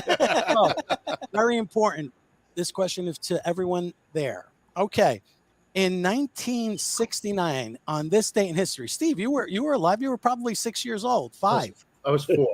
All right, 4. I'm a little older than you. A car driven by this senator plunges off of a narrow wooden bridge into Kennedy. a tunnel. There you go, Ronnie. Ted Kennedy. Oh, wait, I'm supposed to yell out the answer? Yes, you can yell it out because we can yell it out right now. I was waiting for the question. Was it going to be like what was the name of the bridge? I've been doing this for a little while, so Actually, Bob got the correct answer. Ronnie said Ted Kennedy, but the correct answer is Chappaquiddick. Thank you, Bob. Oh, Chappaquiddick was going to be the right answer. That's right. Yeah. All right. I thought you were going to say what kind of vehicle was it? What engine did it have in it? 10 degrees, top dead center. Okay. And he was smoking a cigar. On this date in history, very important, in the 1976 Olympic Games. So, Steve, you could appreciate this, especially I heard that you were a gymnast back then. So, Mary Lou Retton. She posted the very first perfect 10 ever recorded in an Olympic gymnastics, and it was achieved by this Romanian 4'11". Oh, What's her name? Nadia Comaneci. There you go, Nadia Comaneci. Very good, guys. You're doing pretty well. Not bad. I'm a little surprised, but why? Look at us. We look great. Mary Lou Retton was from the 80s, wasn't she? Like 84 Olympics. 80s. That's right. Yeah. She was Yeah. 80s. Yep. All right. We're going to go back a little bit. 1936. Bob should get this one because this is right at around. He was born. Yeah, Bob was 20 years old back Bob then. was sowing his oats in 1936. So a group of right-wing military officers in Morocco, they started basically this civil war. And it spread to the Canary Islands, and the general was Francisco Franco. Okay, What was the war? Yeah, I know who Francisco Franco is, but what was the war? Well, I gave you Wasn't the Spanish Revolutionary War? We know that. Oh, no, Spanish Civil War, Ron. Spanish Civil War, 1936. There you go. Okay. Yep. Francisco go. Franco. The reason that I use that one because my name is Franco. It's not Frank. No, So we should have everyone realized wants to that. know. And I'm trying to think of what is the name of the people that are in those Eastern Hill part of Spain that they've always had clashes with. Oh, yes. Oh, Steve. Good question. That's a great question. Somebody, Bruce will get that one. Hey, Bruce, are you listening? Make sure. What was the name of those people? Something with a B. Yes. They always got the short end of the stick. Yeah. Literally. I honestly don't know anything about this other than, I don't know. You got it. Catch him while he's still awake, Frank. Hurry up. Yeah. The heat is getting to him. I'm gonna give you one more before I ask the audience. So they'll get to answer that question. Yeah, they'll get to answer that question. So that crystal ashtray. In 1953, this artist records his first two songs, which were dedicated to his grandmother. The name of Elvis Presley. Yeah. Oh, very nice. My Happiness, and That's When Your Heartache Begins. That's what the liquor hurt me. I'm like, yeah, it's Elvis Presley. I didn't even say it. And you know what's really cool? That those songs didn't get released until 37 years later. Yep. Amazing. What label was that on, Frank? Was that Sun? It was probably Sun. Hmm. Yep. It was probably Sun. That's probably where he recorded it. So maybe. All right, folks. This is for the audience. For the audience. Listen very carefully. Wait. I never got the answer to the Spanish Civil War. Oh yeah, nobody. Yeah, what's the answer? You might as well. I mean, large caballero. Somebody said No. Caballero. What? I don't Alzo Miento Nacional.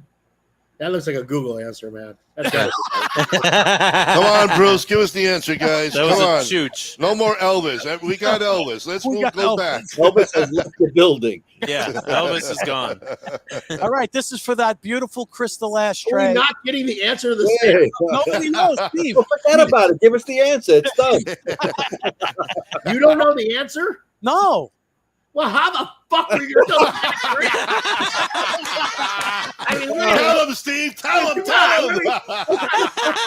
I don't know the answer of the Spanish people that got screwed. No, during all of the this name of the war. The name of the war. Spanish Civil War. Spanish Civil War. Yeah. You of fell course I asleep know on the that answer. one. I know. You don't scoff on me on that one. That is such a stupid thing. What was the name of the Civil War from the Spanish leader? It's the Spanish Civil War. It's like who's buried in Grant's tomb? What was the color of Washington's white horse? Nothing but quality questions from me. Steve Barrett just got it the best. The boss. This was for the audience, right? The boss. Right, this is for the audience. Good Okay, job, folks, Steve. listen carefully. This is a very important question for the ashtray. Who wrote the book Bigfoot, The Life and Times of a Legend? There's a reason for that I asked this.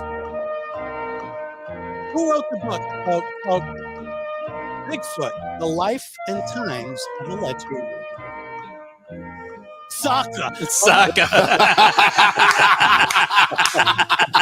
Steve's on it. All right. So somebody actually, let's see. Holy cow. Oh, we got a lot of answers. Wow, Jeez. Fire in here. Yeah, we got it. F. Scott Fitzgerald from the Chooch. Wait a minute. Nick Williams. Who's Nick Williams? Nick Williams said Joshua Buzz, or Buzz, however you like to pronounce that. Nick Williams, you are the proud owner of a Crystal Dunbarton ashtray. Congrats, Nick. Send us your information so we can get it over to Steve, and his shipping department will get you that crystal ashtray. Do me a favor. Just get his email. All right. Get an email? Okay. We have such bad luck with this whole you get an address that he fucks up and you fuck it up and he fuck it up. So the less steps in the telephone game, the better it is. So, then it gets sent on accident to my address, and then I forget to say that. Oh, I got that.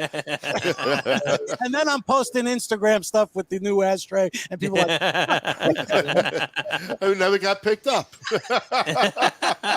we will have him email you so that this way. Hold on. Nick, email Saka. So it's Nick William. I want to make sure because I see at least 4 of these other criminals in this channel.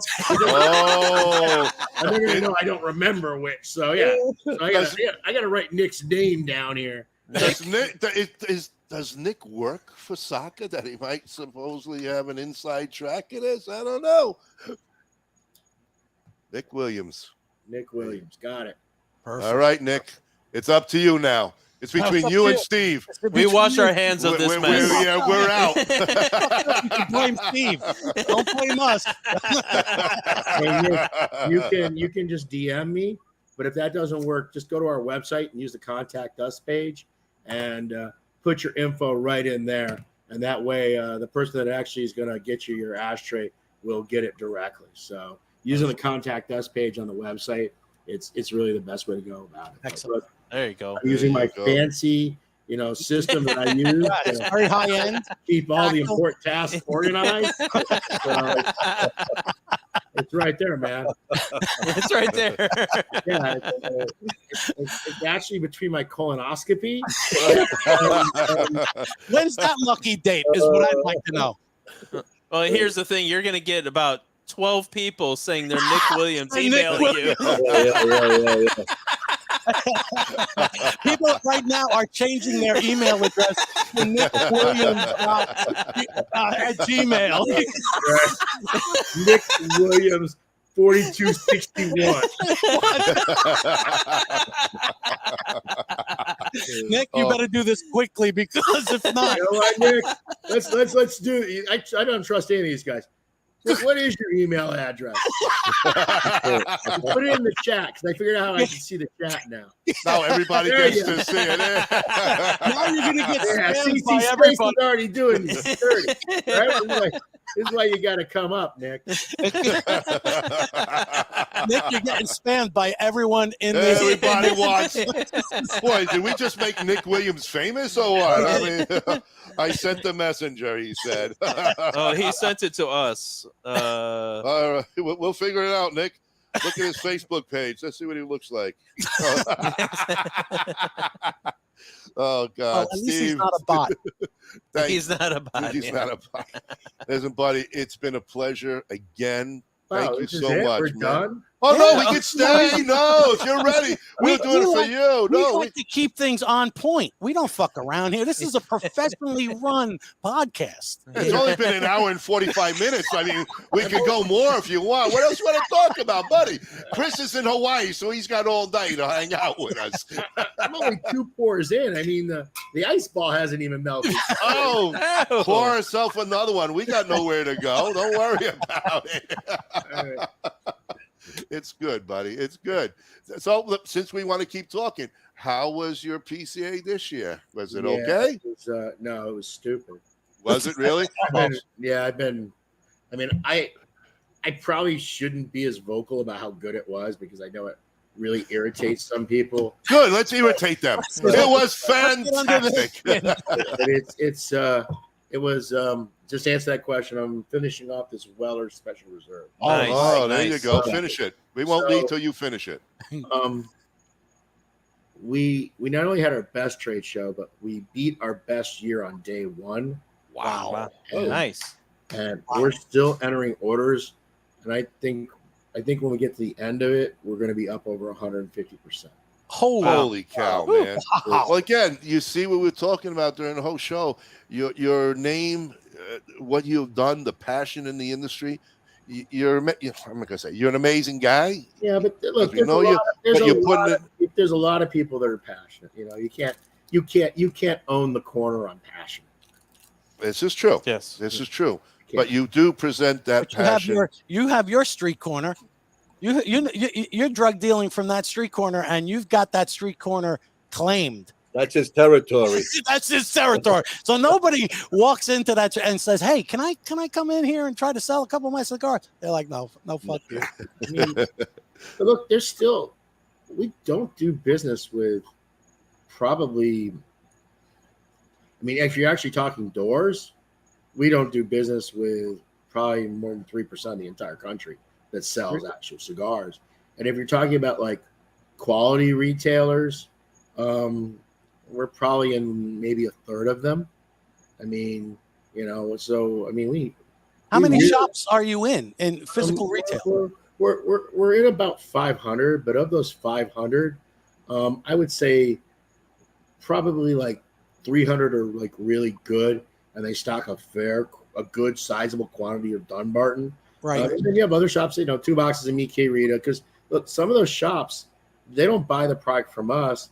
They buy it from a distributor like Santa Clara or Meyer and Dutch. So we have no interaction with them. So you'll go into a shop and you might just see, 2 boxes of Sober Mesa Brulee, right? Which we will never open a store to do 2 boxes of Sober Mesa Brulee. But if there's a store that wants just 2 boxes of something, we say, hey, go buy it from these guys, right? Gotcha. But you will never find Muestras or Sins or Mickey Blacks or Blues or any of the super sexy stuff. It doesn't end up in those locations. And then, of those accounts, we probably have like 175 that I think we're like actually getting to be really important to their business, where we're in their top, not just their top 10, but in some stores, there are stores now that we're actually the number 1 selling brand in that store for them. Wow. Yeah. Absolutely fabulous. That's amazing. That's a testament to your product, man. That's all the work that you do. Yeah, but at the same time, look, that doesn't happen because of me. The product has to be good and the branding, all that has to be good. But in the end, that's that retailer having so much faith in that product that they're willing to say, hey, you want a mild cigar? Have you tried a Brulee? Oh, you like, Connecticut broadleaf? Here, try a Mickey Rita. You know what I mean? So, I mean, they're really the ones that are doing the hand-to-hand combat in the store level. I mean, so and I'll say most of the accounts we open right now, like we don't do very much active solicitation. I mean, we have a couple reps, one in New England and one in Florida, and of course they do this because that's their job. That's how they make money. But for the vast majority of the country, we do absolutely no sales outreach whatsoever.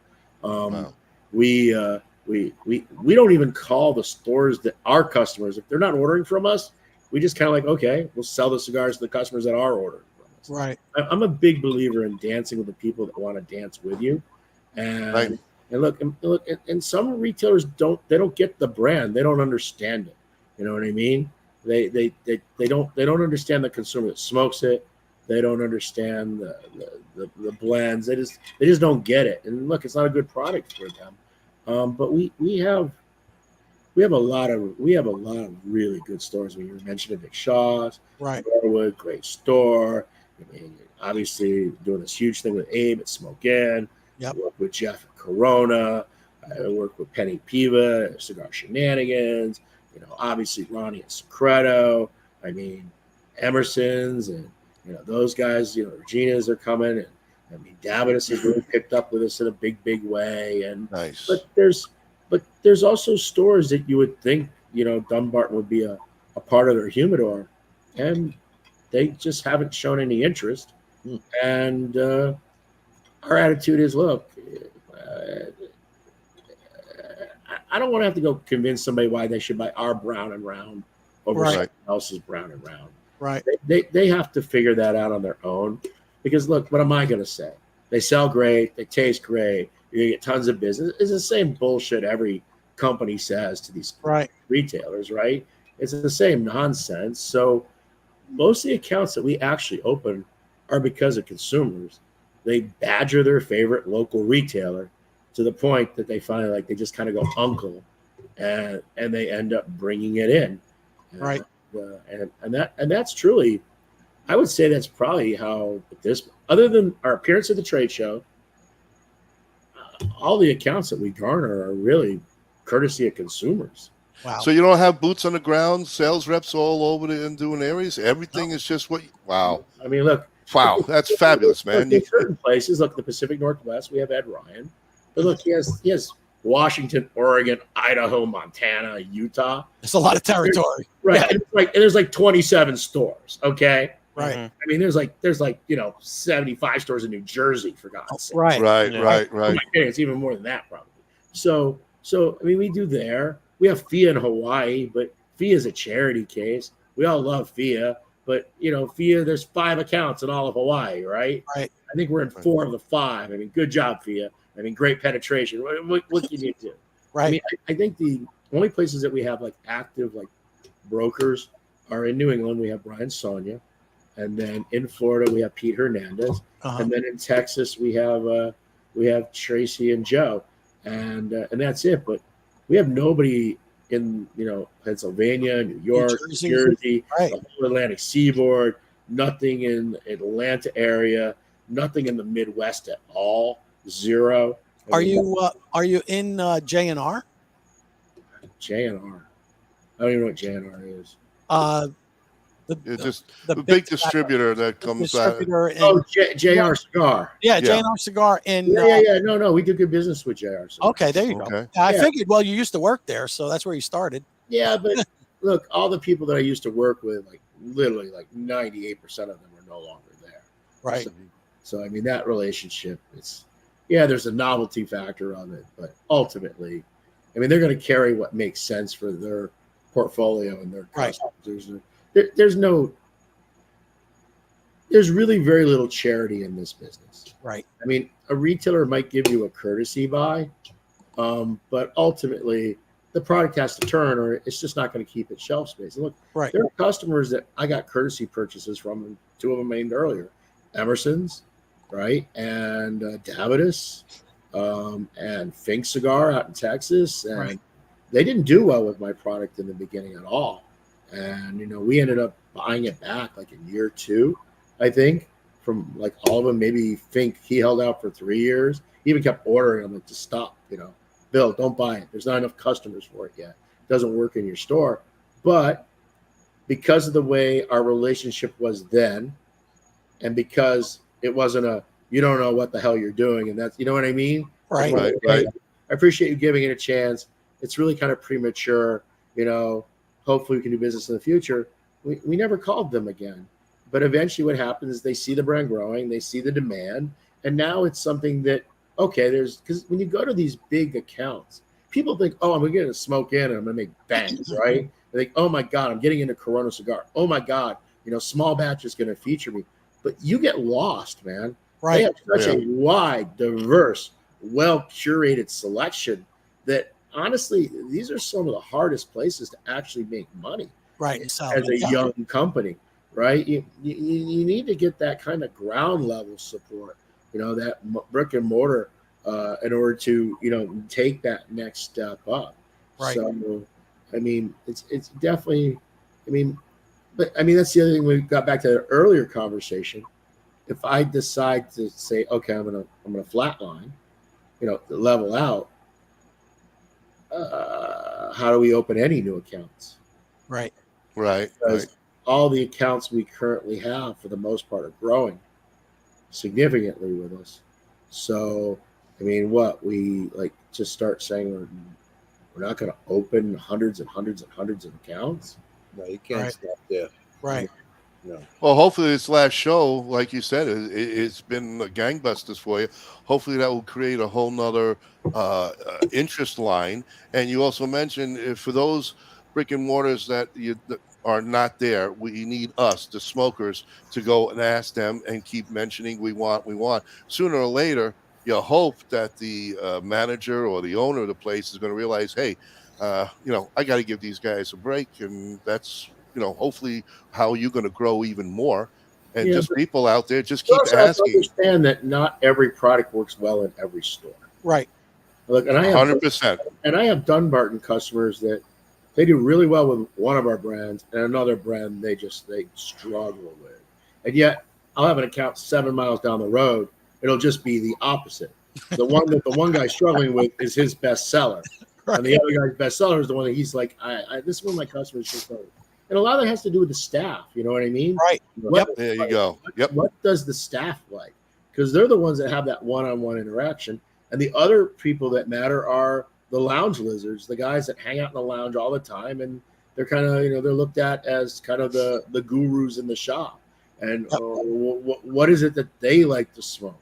That has a huge impact. Very true. Because that word of mouth is just, going back to that conversation, just so much more valuable. Big time. Right. Oh, we have somebody joining us. They were a little late, so they wanted to make sure. They said, sorry I'm late, guys. It's Luigi. Luigi. He said he was assembling cutters, and he only has 3 fingers left, by the way. Luigi made an amazing cutter for you, which unreal. Looks amazing. Everybody's loving them. They're absolutely gorgeous. Lighter, not a cutter. The lighter. You're right. The lighter. And no, they are amazing. No, you were right. It's a cutter. Cutter. Yeah, it's a lighter too. Lighter too? No, it's a cutter. Cutter. All right, so now you made me look bad. Kyle fell asleep there for a minute. Yeah. It's past his bedtime. It is way past his bedtime. I got to get up at 5 a.m. here. So he's a baby. He can't. Feel free to dip, man. Don't stick around because I'm just drinking. Well, we got to end the show, So. Don't have that because if you want to go, I'll say goodbye. I mean, the man's got a whole bottle, almost a full bottle. Wait. Are you the tech guy? No. I can close it up from here. Frank's running it. Get out of here, Kyle. We'll see you next week. I'm just saying, don't feel obligated to wait around. You're not going to offend me. I don't give a fuck. It's not easy to offend Steve. No, not at all. Not at all. But yeah, getting back to cutter, yeah. I've had an idea for a cutter for a very long time. I've actually tried to make it on 3 separate occasions over the last 20 years. And it never, ever got anywhere. And I saw that baller cutter that Louise made. And there were a lot of things about it that were really impressive. And I was kind of like, hey, this might be a guy that can actually execute what my vision is. And not only did he execute it, but he improved upon it. He kept coming up with things while he was making it that made it even better than what my original idea was. And I think but even and he'll tell you, we made those. I know everybody's like, oh, sell it. But it's a really expensive piece, and it's it's machined in the U.S. It's got a very custom blade in it. It's it's got the Cerakote finish. It's all hand assembled and hand tuned. It's a really expensive thing, and so we want to make sure that it's really, really perfect. And, so Luigi can speak better about this, but we went through at least 4 or 5 different major prototypes to get to the point where we are now. Right. And in fact, Luigi, I should post a photo of the original one, because I think people would be stunned to see, because the original one's like a piece of folded over tin. It looks like, it really is. It looks like one of those Chinese tin toys from the 50s.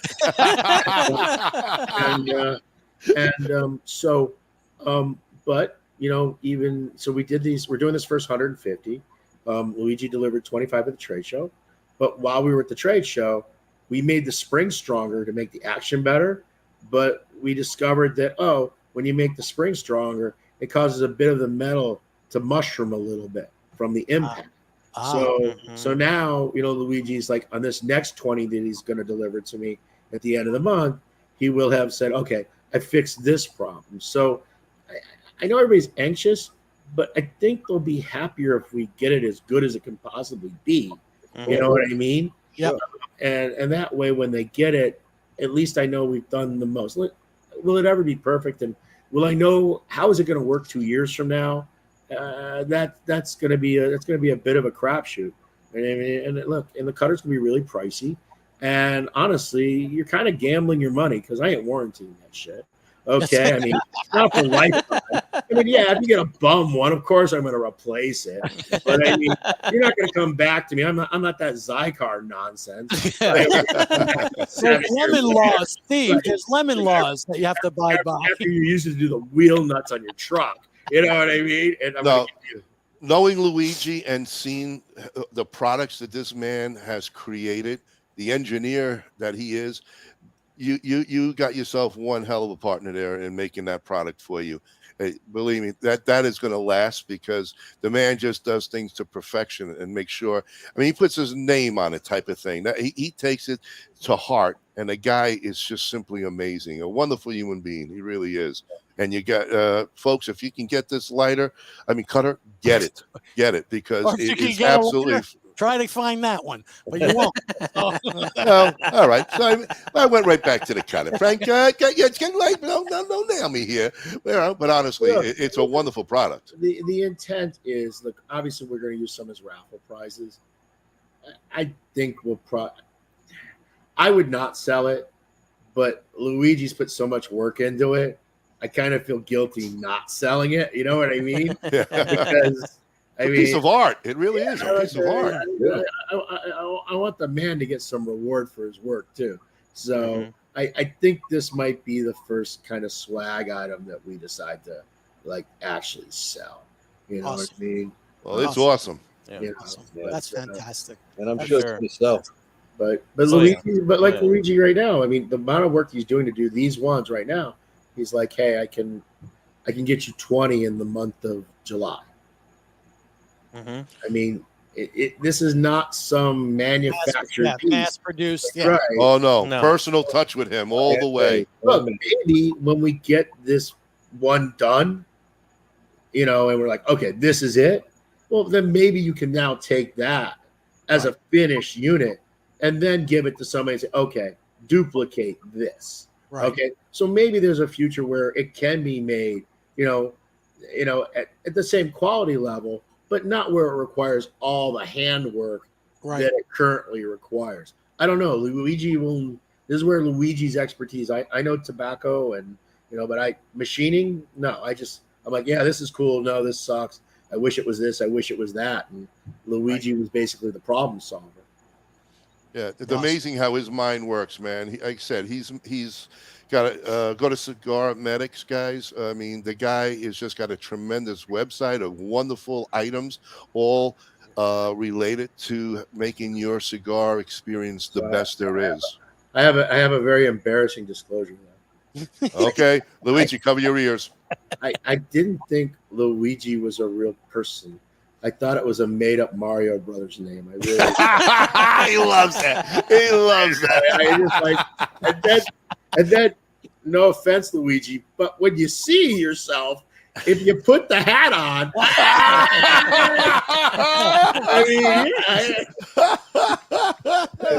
he's Waluigi. If you ever play, he's the Waluigi character. Oh man, he is awesome. That's for sure. That's a good one. Well, we should call it an evening because I think Kyle is falling asleep. Bob, he's having a hard time keeping his eyes open. Hey, I'm fine. I want to keep drinking with Steve. I mean, you know. But honestly, Steve, thank you for your time. Thanks for everything. Thanks for everything you do. And again, I know you do it for us because we're the suckers who smoke it and make it happen. I do it for me. This is not a charity operation. And then we just benefit. Yeah. Exactly. We benefit from your expertise. But honestly, I mean, it's one of the parts I say this many times, but it's part that I love about the cigar business. Our customers want to give us their money. They want the product to be good, right? Yes. And they're genuinely happy to give you their money when the product is good. And there's not a lot of commercial transactions that we do in life like that. That we actually enthusiastically like, yeah, you know what? I really like that, and I really can't wait to buy it. And it just makes your life better. And it's the part of the business that I love the most. It really is. Especially when people are smoking your cigars on special occasions, whether it's their birthday, a holiday, and they're smoking it and they're posting it. It has to make you feel good because but I like them better when they smoke them on Monday, Tuesday, Wednesday, Thursday, Friday, Saturday, and then Sunday. Yes, of course. When somebody chooses one of your products to mark a special moment, of course, you can't help but be honored. Right. No question about it. And a lot more people will be smoking your line for sure because it's just an exceptional line and just more and more people talk about it. But Luigi did say he is a mythical character. So. You gotta love him. Oh gosh. Oh good. Well, is Cindy on you by any chance to get off, or she's okay, or she passed out already? No, Cindy went to bed. She went to bed. All right.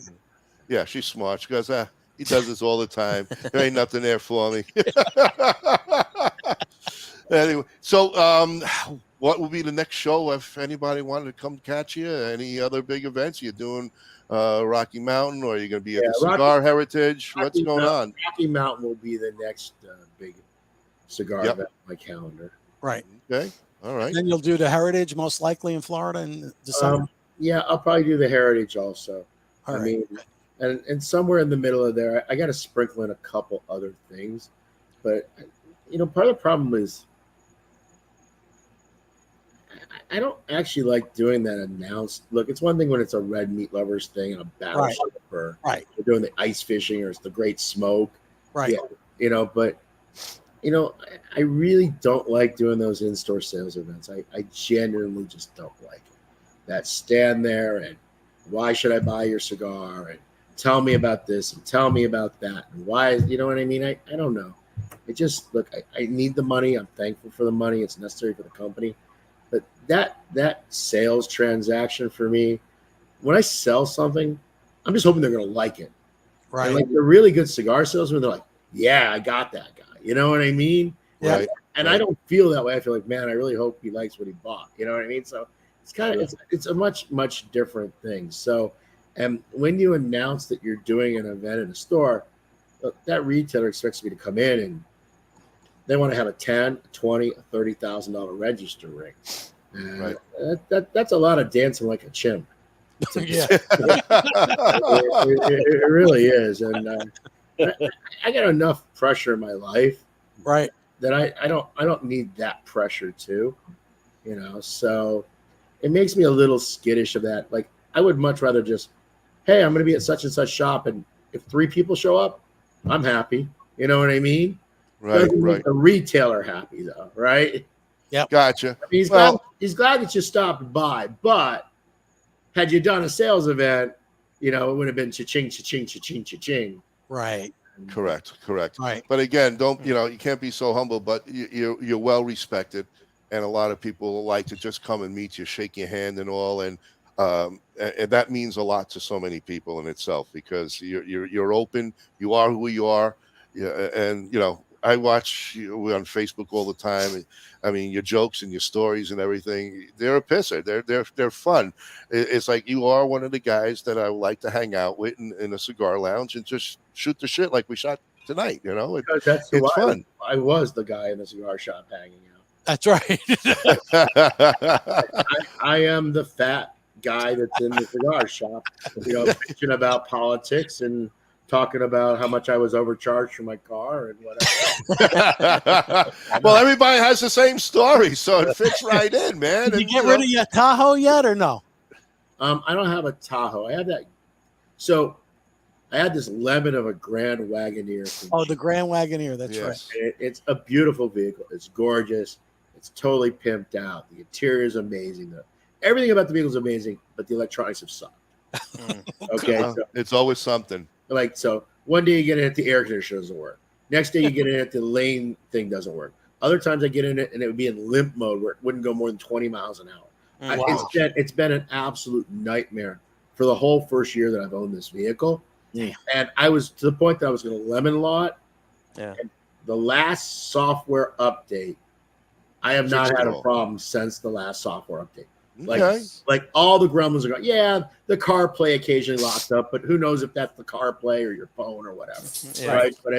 But none of the crazy nonsense where the headlights don't work, the blinkers won't turn on, the heat won't run at all, or the heat will run at full blast, no way to turn it off.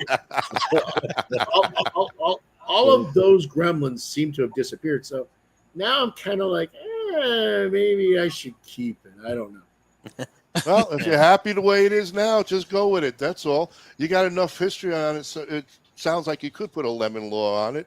But yeah, I do. I could lemon law it, and the dealer knows that, and they were willing to work with me on it. Right. There you go.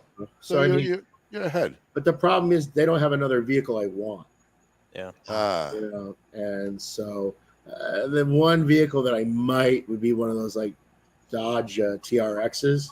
You know what I mean? That might be, but I still want to buy a new Raptor. Nice. Okay. Problem is I can't pony up the crazy over invoice numbers that they want for the V8 Raptors right now. Right. So wait a year, you get about 20,000 off, and then you go for the used one. 30K. I mean, they're literally selling those suckers for like 30K over sticker right now. Yeah, it's crazy. So I'm okay with sticker. I don't expect a deal, but at the same time, I can't pay 30K over sticker. No. Every time I get in it, I'm gonna feel like, what a fucking idiot you are. It's like, I can't do it. And luckily for me, though, I'm never worried about trade-in value because I'm still driving the same Ford Raptor that I bought in 2012 with 250,000 miles on it. Right? Wow. So I'm the guy that beats the truck into the ground. Right. Okay. But this one's starting to get a little. It's not reliable for long distance travel anymore.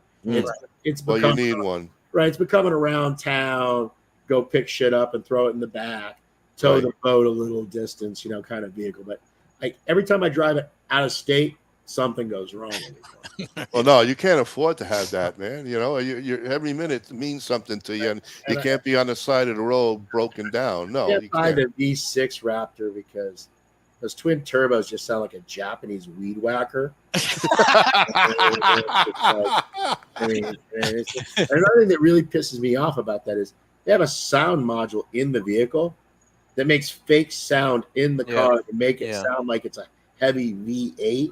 Really? Oh my god! Yeah, look, I get it in a Tesla. There's no sound. Right, there's no sound. You need something to generate sound so you know you're accelerating, decelerating. That I get, but to have fake V8 noise on the inside of the vehicle, come on, that's a GTO 440. They'll do anything to put a vehicle and sell them. That's like for having sure. a Hearst shifter in your 287, right? They'll give you anything you can to make a buck off you, but no, 30,000 overbook, that's crazy. Yeah, that's crazy. Nope, and you shouldn't do it. And I won't. All right, you're a smart man after all. Yes, you just proved that to us for sure. Anyway. How smart? We're talking about $120,000 fucking truck. It's a cost of a small house. I mean, it is. It is. They know right now because of the limitations on the cars, they can get anything you want if they can find a sucker that's going to pay for it. There are people out there who will pay. Well, obviously, because they're not sitting around. Yep. Nope, not at all. Not at all. The lots at that premium. So nuts. I figure I'll give it 2-3 years. There you go. There you go. They might have maybe 50,000 on it, but you know, it's still got. It's a baby. I like to buy new, so all the damage I'm aware of. Ah, okay. Yeah, so Smart. I like to buy new, but I also like to run it for 12, 14 years. So I get my money out of it. Right. Exactly. It sure sounds that way. That's good. Exactly. Excellent. Excellent. All right, Steve. I know. I mean, you want to still stay? That's fine. No. Let's go to bed. Let's go to bed, as they say. Again, then, from all of us to all of you, thank you. Thank you for your time and everything you do. We can't wait to see you again. Appreciate you taking all this time with us and was acknowledging the show. And we'll see you soon. And from all you listeners out there, thank you for supporting the show. Thank you for joining us here with Steve. We hope you had a good time. And we'll be back next Tuesday night, everyone. From here, all of us to all of you, have a great week, everybody. Good night. Good night. Tell my brothers to line them up. We'll drink that whiskey from those old dirty cups. We'll toast to the present, the future, and the past. This ain't my first drink, but I sure it ain't my last. 'Cause this world is so beautiful. I see its love come shining through. This world is so beautiful. I feel its love come shining through. This world is so beautiful.